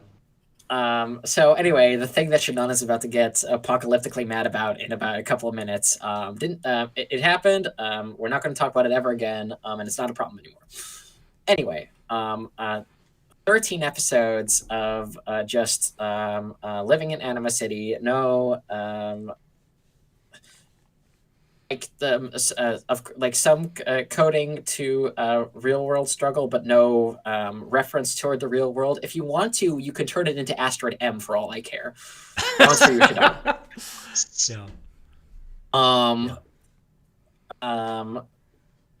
Which is like partially a shame because the like ways that the like larger capitalist world like encroaches upon Anima City is like some of my favorite like actual thematic material in the show. But considering the creative staff is not what I think would be best for it. Anyway, just 13 episodes of like Shadon said, episodic, just not even like police, but like fixer, like problem solvers for hire. That would be good. Michiru tries to give Shiro a makeover into a handyman, basically. Oh, sorry, Alex, just to interrupt. What if Shiro was a private detective, a proper PI? Like make it like a really like 1950s. There should be one episode that is entirely in black and white and with Shiro doing the voiceover. Yes. And then like the final episode is them the two of them. There was a time skip. Michiru is an adult. The two of them just like having a beer, like at the house, and like people show up and people walk away again. That's for some crazy shit. It's and like the Trigger gets to do like all the cool like animal shits and like just gets to be like goofy for like as much as possible, like as little like real world connotations as possible. We get to focus on the characters and like there is like some like thematic meat on the bones about like like social dynamics and stuff, but the like heaviest baggage of like marginalized groups is just not an issue at the moment. And that's my pitch. Just Full Metal Alchemist Brotherhood this and just redo it and go on. I mean, that was what the time machine was yes. for, but we nicked that idea. Yes. So I've just Googled. It's a brand new animal again. Brand new animal 2.0. Yes, it's a brand new animal. I have just Googled and so as of July 4th this year, there's not been a season 2 announced, nor has it been canceled by Netflix, the BNA show. A BNA 0 novel has already been announced, though. So there will be material for them to adapt. A prequel, I guess. The old head animal? Something for me to read on the toilet anyway. Great. Yuki all Non, right. shut the fuck up. So, shall we talk about nervous cell syndrome? We've danced around the issue long enough, and I feel like if we delay any longer. All right, so I'm going to go all in on this one. It's time for me to go full bore. Hold Okay. Thank you. So, you, listener at home, yes, I'm talking to you right there. Are you not a cishet white person, male specifically for that matter? Are you Like one of all these of us. things? Yeah, I like all of us on this podcast. Are you, in turn, kind of angry about the way the world is right now? Do you feel dissatisfied? Do you feel annoyed at the state of things? Do you think that things are unfair? Do you think you've been treated badly? Well, guess what? It's nothing to do with the way the world is set up. It's nothing to do with capitalism, voter, suppression, racism, sexism, transphobia, you name it. It's got nothing to do with any of these things, if according to this show, this fucking show, this piece of shit, garbage, ass wipe piece of crap. Because it turns out, according to Brand New Animal, that the reason that you feel angry as a repressed minority is nothing to do with external environmental factors. No, you're wrong. It turns out it's just because you've got a genetic predisposition to losing your shit. So, let me just say, for example, what if you turned out to be one of those people who are rioting in the wake of George Floyd's death? Yeah, I'm going there. And I don't care, because this show is so willing to lay into this fucking plot point. I'm going to go all in on it. If you're angry because of systemic police racism and police brutality, it's got nothing to do with that. It's just because you're inherently genetically predispositioned to be angry. If you wreck up a JC Penney's because you in turn are angry about the way that the society treats you, no, it's just genetics. It's got nothing to do with environment. BNA, as far as it is concerned, will tell you that it's your fault because of something that you were born with fundamentally. If you're a minority of any sort, be you Jewish, be you trans, be you queer, black, Asian, you name it, if you're not cishet, white, and male, then the entire reason that you are angry with the world is just because of the way you were born. How do you feel about that? And I'll tell you for free, I am a cishet white man. In fact, no, I lie. I am a 98% het white man. There's my revelation for you, so you can talk about it later. Yeah, I'm putting it out there. Fuck you lot. No. Who's the 2%? The 2% remains my secret. Did you take like an online quiz? No, I did not. So let's not get distracted by it. But point being here, right, as someone who basically fits all those attributes. You brought up 98%. Well, I thought I'd be honest about it. But anyway, so not to get off track here, like as someone who pretty much fits that entire mold here, this show is a fucking travesty for putting out there as a plot point. It's an absolute atrocious piece of garbage for doing it. I cannot believe that someone wrote this and thought they were trying to be progressive or trying to preach tolerance, right? Because it literally states that, and I made the bell curve joke before, and you know what? I didn't make that lightly, because it literally, the argument when you get down to it's genetic is we have to stop the genetic factor from taking part in it. And that environment doesn't mean shit. So no, the bell curve joke was not made entirely in jest. The eugenics joke was not made entirely in jest. The phrenology joke was not made entirely in jest.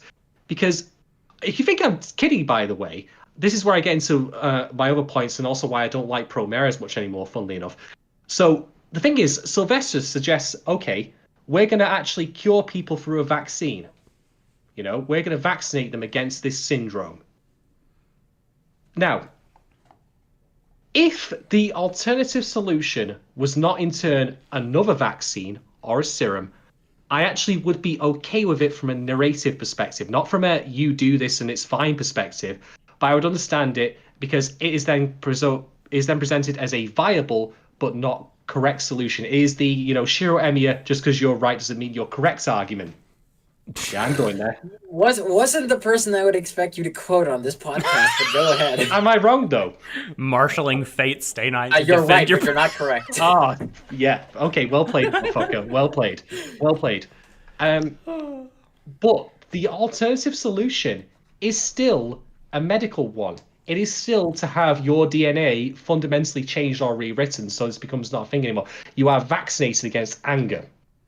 It just happens to also completely come out of fucking nowhere with no foreshadowing, and it's still the result of Sylvester's actions just completely by accident. And in case you're saying, oh, he surely must have known, no, he said, I did not foresee this. Well, what he didn't foresee, right, was the fucking Mishuru blood being the cure. That's why I'm saying. Yeah, that's what I'm saying. Yeah. Okay. What okay. he didn't foresee is that if you assimilate the blood of your oppressors, that you will create the true empathy. Yeah, exactly. That's why I'm getting all about assimilation. That's why I'm getting to though, and that's why Promare's fallen a bit in my standards as well. Is first off, it doesn't offer this show BNA does not offer a solution of tolerance or even a road to that. When I say road to, like we discussed this on Decadence Talk, where I said I don't necessarily want to see them reach the end point where the societies mix together harmoniously right away. Oh I my want to God. at least see I just realized you're right. Like the fucking prime minister of Japan. The last thing we see of him is going, ha ha ha, I've got you fuckers now. Oh, that's then not true. nothing. Nothing. Oh, no, he gets deposed. He gets what? Gets deposed. Oh, he gets There's a news deposed? clip. I'm sorry. My fault. The least believable part of this whole show is that anybody responsible for this would meet consequences. Exactly. But seriously, all they had to do was just make Alan wrong about this. You could have him make the whole entire argument that he makes. And then just have it not be true. It was wrong about himself being immune. Yeah. Which isn't like an argument. I'm just saying like he was wrong about something else. So he could have been wrong. Exactly. But this is the thing. Like BNA, does not offer either the end point where tolerance is achieved between humans and beastmen. Because don't forget, we've solved the beastman on beastman shit, but we haven't solved the human on beastman problem, which could be a season 2 thing, by the way. Wonderful sentence to clip out of context, by the way. We've solved beastman on beastman crime. Yeah, exactly. Well, that's why also you say that, Alex, and that's also why this could be read badly, because it's showing that, as I've said before on previous podcasts, you put as opposed to 20 other reasons this could be read badly. Yeah, exactly. So it's not offering an end point in the story of tolerance has been achieved, but it also doesn't offer a road to it either. Where we have our differences. Some of us are wrong on one side specifically. Let's not do this whataboutism shit. Let's be clear on this, right? But we're going to work to make things better. You can leave a story off at that point and see them progressing to a better future. That's why Decadence to end on. I didn't want it to end on, we've literally skipped from the end of the episode to 3 years later and suddenly things are fine. That's a wasted opportunity, in my opinion. But BNA doesn't do that. BNA's solution is, we'll make things better through like that. And this is why Premier's fallen in my estimation, because Premier does not say that tolerance is achieved through humans coming to accept the burnish for who they are, but because the burnish just stop being burnished. And I'll extrapolate from that. People see, for example, that Premier is a queer narrative, and fair enough. But are you meaning to tell me the end result of Premier is that for tolerance to be accepted for queer people, they need to stop being queer?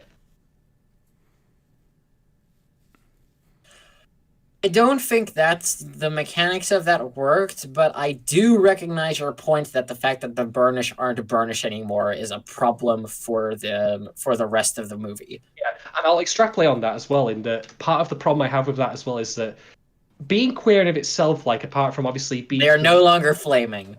Yes, the thing is, right, it's not just simply the right or the tolerance or the freedom to be with someone who is not cishet, in a heterosexual relationship, if you want to make it a queer narrative. It's also that there is a lot of culture and art that's derived from that. Look at how Leo dresses in that film. Look at the color schemes that associate with the burnish. Like a boss, like how they, them driving around on motorcycles. That's now gone. A part of their culture, whether they realize it is culture or not, is gone as a result of the end of the film. So we don't, tolerance in Promare is not achieved through diversity. It's achieved through being monochrome in the end. Well, I mean, why can I not remember the names of the fucking characters? Which ones? The two leads, Gallo. Leo Gallo and and Leo and Gallo, yeah. Yeah, if Leo and Burn and Gallo, Logan.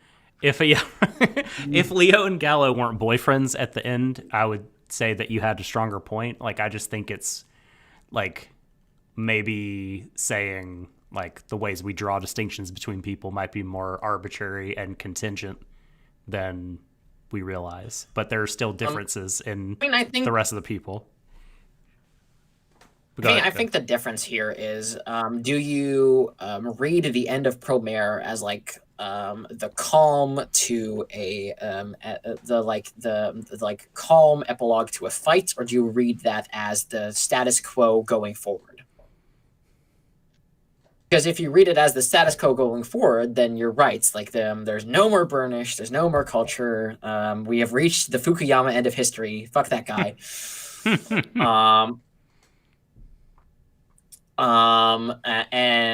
You're right. It's much less. It's less strong. If you're like, no, we're going to read it like plain face. We have Burnish have like lost their powers, but there is the potential for them to act as an alternate group within culture, go around with like whatever cool polygon biking armor they were going around with, just fashioned differently. So I mentioned my point about Promare, but I'm going to bring this back to BNA now, which is if I again can't speak as a person of a repressed or like of a minority in general, because I am not. I fit all the attributes pretty much to a T of someone who is on top in every way, just from the way I was born and the way I developed. So I can't speak with 100% authority on this, and nor will I pretend to. But for looking from the outside in as I am, I cannot read this story as anything other than saying it's all about nature rather than nurture. And the exact opposite is true in real life. And that's why, even though you said before about the idea of universality, Alex, like it can apply to so many different like groups of people, be they religious, sexual, or racial, it still doesn't work, because it always boils down to that core idea that it doesn't matter what group you fall into, be it again religious, sexual, racial, etc. It's still genetic, and none of that applies in any way, really, to be quite honest. I'm sorry, it really fucking doesn't. And the fact that they wrote this in at last minute is absolute bullshit. That I can't think of anything positive that putting this in there is for, other than, as you say, like they tried to try and get some good fight scenes out of it. But in the same way that I would argue that the Burnish didn't need to burn out at the end of Promare, there's no reason you couldn't have had this happen for any number of reasons. Hell, the Batman Begins suggestion, they got drugged. There's actually a mention, and this believe it or not, this theory of mine would work perfectly. Do you remember how I forget her name? She was the baseball girl, like the tiny little one. Jackie. Jackie. Do you know how Jackie said? How could you forget Jackie, the best character in the best show? One. Yeah. I didn't forget her. I just got her name. Do you know Jackie's mentioning about the water supply and how she's filtering it out? Mm-hmm. Do you remember how she in turn does not go psychotic? So you want to say it's fluoride? Yes. Imagine if it turned out that Sylvester was just poisoning the water supply in Anima City, and that was turning people psychotic. I don't think the solution to BNA is endorsing more conspiracy theories. No. I agree. It's not a we go from being shit to great. It's going from being shit to being less shit, but it's something. I just want to, now that I can see the chats, I want to pick up something that Grizzly said, which is that Promare works as a narrative about art and capitalism, but not about oppressed peoples. And I think that that's a thing about Trigger in general, in which that they have a very sharp insight about like the working man and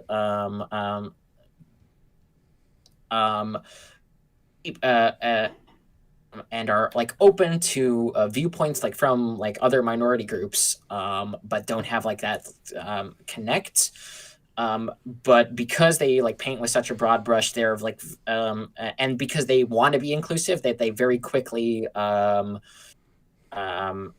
paint people who are through their labor or through their like social class in the disadvantaged with people who are through other whether it's sex or race or whatever, for other means in society disadvantaged, that they paint them with the same brush, and at because they wanted to do more of that with BNA, that they sometimes like hit on like really interesting parts, like the things that I said with the like how capitalism encroaches on marginalized groups, but in other times they just completely fall flat on their fucking face. And I think that like the same thing is true of like all their works, and that's also why I think that Little Witch Academia is the best thing they've done, because they are that is entirely about art, and it's about labor, and it's about like social class. Yeah, totally. I do think Premiere works in the way that Grizzly says it does not, but like, I have a lot of privilege in the relevant areas. So I think reading it as maybe it doesn't work that way is also valid. It did work for me. And like, it didn't, I mean, I recognize there are issues, but like, it didn't cross the same threshold that BNA crossed. I mean, I don't think a thing has to be like perfect, right? To like, oh my, it doesn't even come close. But it's only through it's only through like watching BNA and realizing that it doesn't offer a road to tolerance, not even an actual solution, just the road to it. That, I mean, one can make the counter argument that that's realistic, but it's also deeply pessimistic and nihilistic as well to view it that way. I mean, like, what do I? Sorry. No, carry on. Okay. So where I'm from, the Netherlands is generally regarded for the last 400 years as a very tolerant society. One of the quotes that I read in a book and has always stuck with me is yes, the Netherlands is a tolerant society. They tolerate difference like they would a bad smell.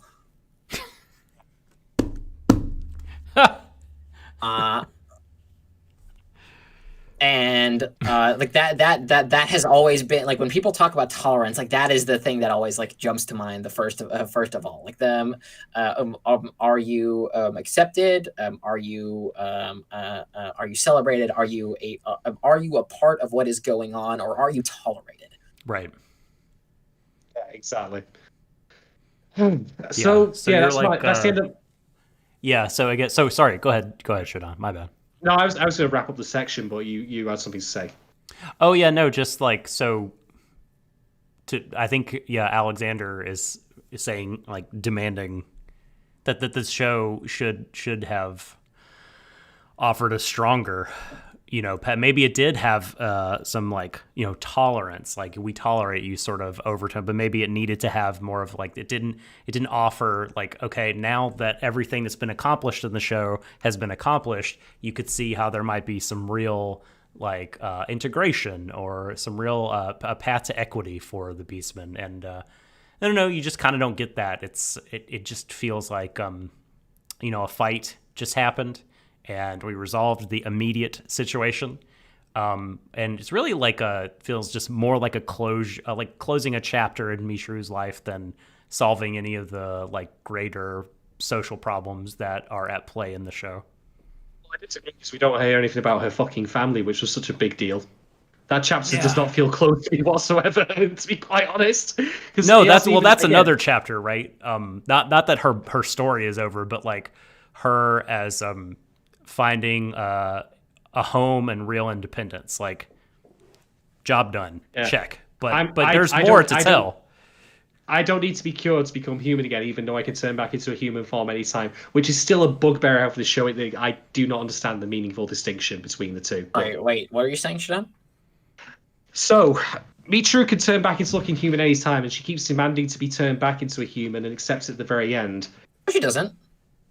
No, she wanted to be turned back to human for a while, didn't she? Yeah, but that's not a thing that she demands, like in the back half of the show. Oh, okay, maybe I'm misspeaking then, but I mean to say that's something she wanted. She doesn't want it anymore. Fair enough. But she can at any point turn into looking human, as can all the Beastmen. So the thing that BNA never really to me got across was what does it mean to be a Beastman if it's not necessarily about physical form, because you can change back and forth as you like. Right, and I think like that's a I think that's like one of the parts of the show that need to be expanded upon, like in a sense, Absolutely. what does this mean culturally, and um like, and also this, like, and it can like stay broad, like it doesn't have to be an allegory to anything, like what just don't make up science shit, make up culture shit, Yeah, stop yeah. being STEM for love Yeah. of God. Like, you know what's funny? If yeah. BNA were a more satirical show, like we get all of the, Mac Denny's kind of things. We got Fireball, we got Mac Kitties or whatever it is. Burger All of these Kitty. like real Burger Kitty, that's it, thank you.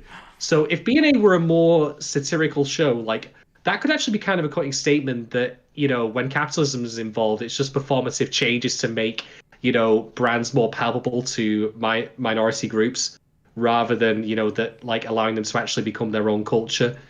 That could be something, but that's just background detail because people recognize the Red Bull logo. I mean, like the thing about Nervoso syndrome is that it almost hits on it, like it hits on something interesting. But because it like biologically essentializes it, it becomes horrible. But there's something interesting to be said about how being labeled minority becomes a catch-all. At how you're all just not us, and that makes you the same. But no, we're Hindus and Muslims and blacks and Surinamese and people from Haiti and yada yada yada yada yada. We are like all of these identities, but no, you're just not us. Yeah. And how Anima City, like as a quote unquote catch all for the being who the people who are all beastmen, but all like technically like all have different cultures. Have been like smushed together, like how that is like a real violence to them. Yeah. And if like and once again, like the same thing with like the concert like plot twist, like if the there had been like a steadier hand and like the nada needed to be sci-fi and we need to like give a like cool reason for this, which we can give Cool a reason. snappy name. Yeah. Because that's what it is, right? Yeah. Yeah, pretty much. Then this could have been I don't know, like it still wouldn't be good, but like it would be, but it would like more, but it wouldn't be evil, and it would more accurately reflect the truth.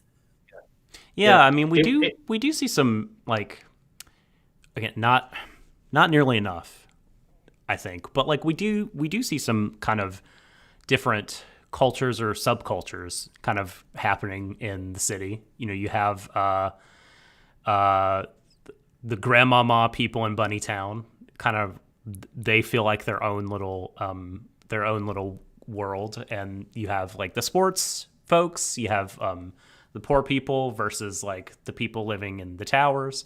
Gosh, there was another example. And you have the religious elements. So I mean, this is like stuff was maybe there for that, but yeah, like I agree with you. A steadier hand could have made it better. All they had to do was make it so if he wasn't right. Like, yeah. Why?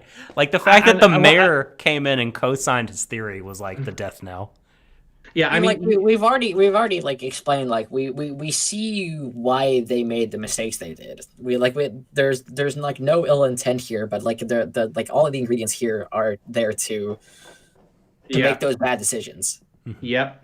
That's not excusing it, but like we know why it happened. Yeah. Well, I'm glad at least we can reasonably infer why it happened. Yeah. At least it made the Eugenicists happy. Finally they got an anime for them. Sorry, but it's true.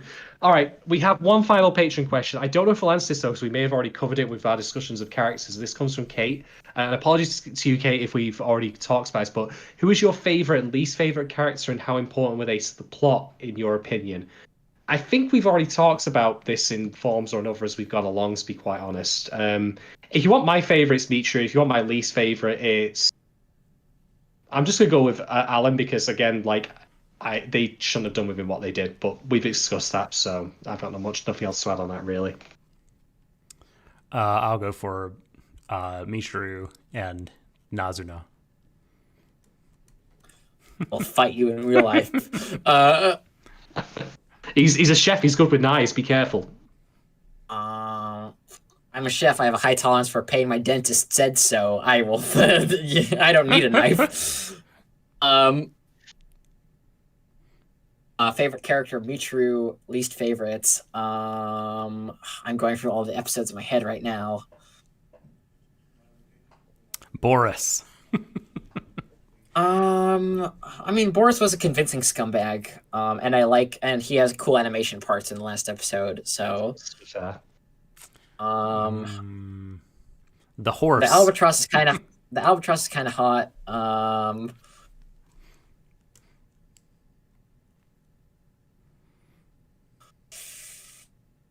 No, I guess Sylvasta, because like it's such a disappointment.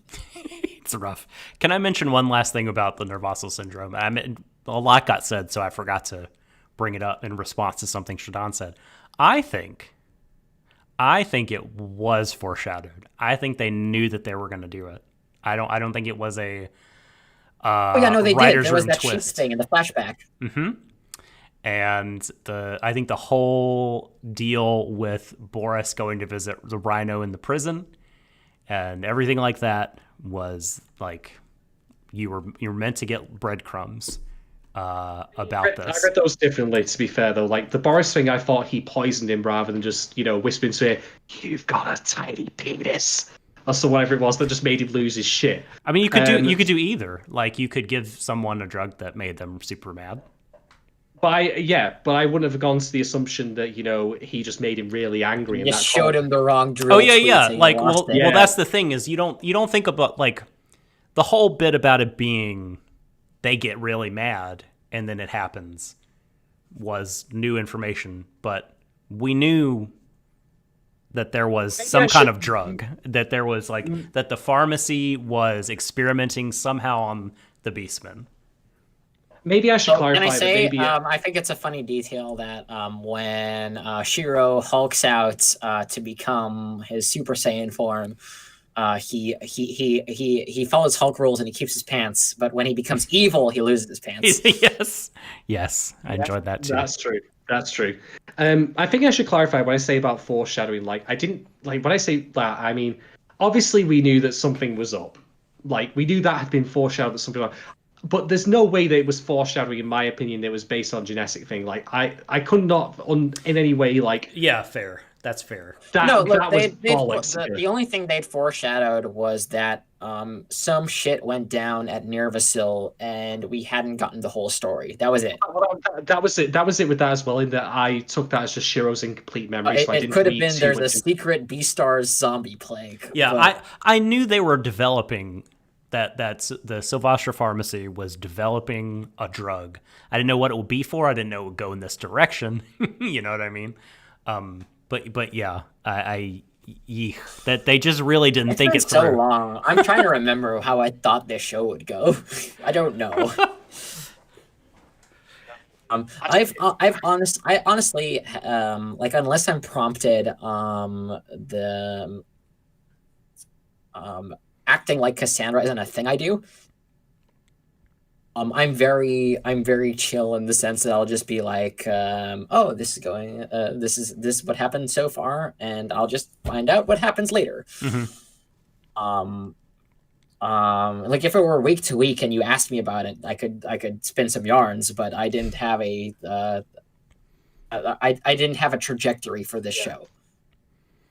All right, that brings us to the end of our patron questions, and probably full enough to the end of the podcast. I think we've covered everything that we were going to bring up anyway, as it turns out. Probably, yeah. This is why I suggested kindly that we may need a synopsis at the start of the show. I got a 2-minute one from Doc, and to be honest, like I could have given you a 5-second one, which is all shit. But anyway, let's move on from that.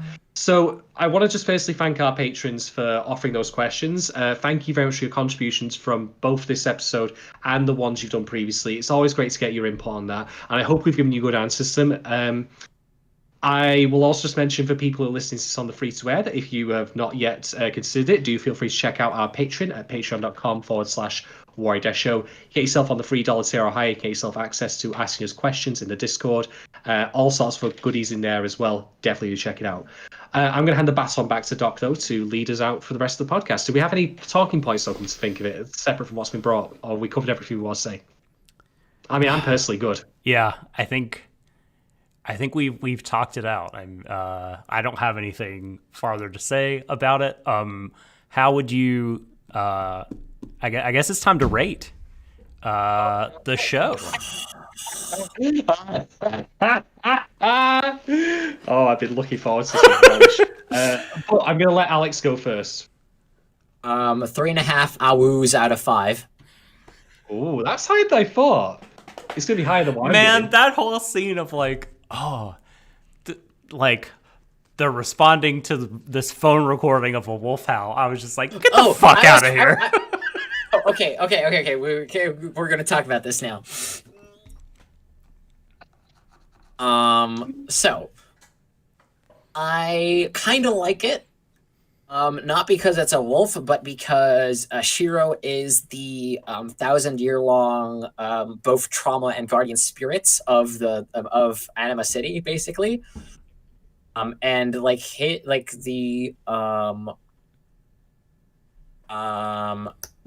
generational care that has been put into building this into something like that empathy is the thing that like keeps it all working. I like that. That's all right. The mechanism of it, I thought was a bit silly. Yeah, no, look, it's silly as shit, but it's the trigger show. Like the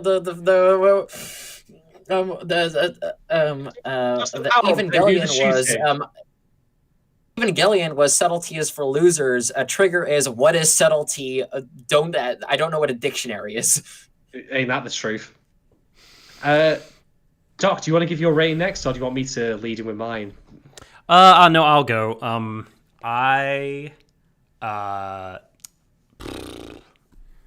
What am I gonna give it? I will give it 3 race Puritans out of 5. Oh, that's 3 too many. That's 3 too many. Yes. It should always be 0 on that. 3 out of 5 eugenicists agree. What does it say? Out of 10 cats? Like, Jesus Christ. Okay, mine. He executed the other 2. Man, right. You cannot. I know that feeling, Yukon. I really do. I really do. Man. Right, I'm just going to be blunt here. I'm waiting for the time lag so I can see this comment that we're all laughing about. Oh, God. I'm just going to be blunt here. Like, there is stuff to like about this show, but so much of it, like, even before we got to these final episodes, like, I had major problems with the Easy Albatross episode, which was, hey, maybe you should believe in stereotypes about immigrants being terrorists. Thanks a bunch for that, Trigger. You didn't need to fucking put that out on your mainline show on Netflix. Great. But the final 3 episodes really, really pissed me off. This is arguably one of the worst shows I've seen all year, as far as I'm concerned. Oh my God. I don't care how good it looks. I don't care how good the OST is. I don't care how much like the characters. You don't get to put shit in where you can literally have people say, hey, maybe we shouldn't be, being nice to people of ethnic minorities, whatever, because they are just genetically predispositioned. When you're putting an argument out that somewhere falls between the line of no, other races are literally inferior because they are predisposed to violence, then that to me gets a fucking black mark and a half. So, with that in mind, I am going to give this, in the end, 2 out of 5, pale imitations of Cheryl Nome flying around a stage. This show sucked. It was... Cheryl, no. Yeah, exactly. Cheryl, no thank you. Hey. This show was good Do be late. I will be. Yeah, please don't turn up. This show was good intentioned. I will give it that. I will be fair. It's not like Babylon, which literally said to people like me that if you've had suicidal thoughts in the past, you should kill yourself. It's not that bad. That is the worst show I've seen this year, by far. Was that this year? Holy That was this year. shit. This year's lasted so fucking long. It was damn half it. this year because half it screamed before 29 end of 2019, half it came afterwards after a long break. But yeah, that's what that show said, and there's no topping that for being terrible in my opinion. That's a 1 in my opinion. You don't get to make that message. You don't get to coast your Christian propaganda bullshit under the pretense of like, you know, a thriller or whatever. Fuck it. But that's a talk for a different day. But you also simply don't get to say, hey, you know what? You have repressed minority. It's just your genes that make you angry. It's not because you have a legitimate reason to be angry. And for that alone, this show can go fuck itself. I saw Aim for the Ace 2 this year. Oh, Man, is the two? what a letdown. Never has the 2 been more appropriate. What a letdown. Wait, hold on. Who knows what the fuck I'm talking about? First of all, I don't. But when you're following up, like saying, "Hey, I saw this thing this year," after I just discussed both Babylon and BNA, I could only assume it was in a similar context of this was a steamy pile of dog shit. Yeah, so I love Aim for the Ace, and the Aim for the Ace movie's pretty good too. I haven't Aim seen for the Ace fucking ruled. It's yeah, great. is 2 the full on romance between her and the coach? Oh, it's worse. Because that part at the end of 1 lost me, man. I was like, what in the hell? It's worse. It's worse. It's worse. It's worse. Y'all just want me to talk about Aim for the Ace 2? Yeah. Spoilers for Aim for the Ace 2. Yeah. No, look, here's the thing. Like, Aim for the Ace 2 is beautiful. It is Osamu Dezaki on an OVA late 80s budget. It is gorgeous to look My at. dude. And it like has the characters and the fashion you all love from Aim for the Ace. So you're just happy to see these people, like, even when all the plot sucks, you're just like happy to see characters. It has the opening song is they got the fucking, it sounds like they got the E Street Band, and they sound like they got the Billy Joel for the ending. It's great. The thing that happens is that every single character doesn't let the main character form any sort of agency over her life, and like at every single turn, everybody acts like this is a great thing to be happening. Yeah. And just subsume all of your personality into tennis, and it is good that we are controlling you, and it's good that we are not telling you any information, and any choice that we can take from you, it is good that we are taking from you. At the end of season 1, like, that's presented as the solution to all the difficulty she's had. Like, as soon as she gives her agency over to the coach, then the world opens up. Also, anybody who had a problem with that should watch Hanabado, or as I like to call it, Hanagudo, which basically just takes that discomfort and just runs with it, all 13 episodes. Ooh. Right. And also it's about badminton, and everybody in the show is like, why are you doing this? It's badminton. Nobody cares. Badminton's great. Oh, yeah, no. I agree. Anyway, but Aim for the Ace 2 is truly wild in how awful it is as groomer propaganda. Did you just invent an equivalent term to boomer there? Oh, groomer, as in... Okay, groomer. Oh. I hate that.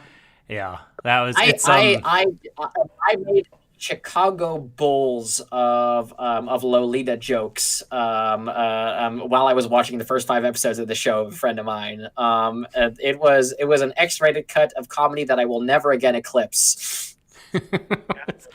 Yeah, that show really God, I feel ill now thinking about that. That show really reflects the cultural misogyny of its time. I feel like in its location, in a lot of I mean, ways. it's so funny because both Aim for the Ace and Dear Brother are the gayest shows in the world. By the same director, yeah. Um, Yep. no, Love those shows.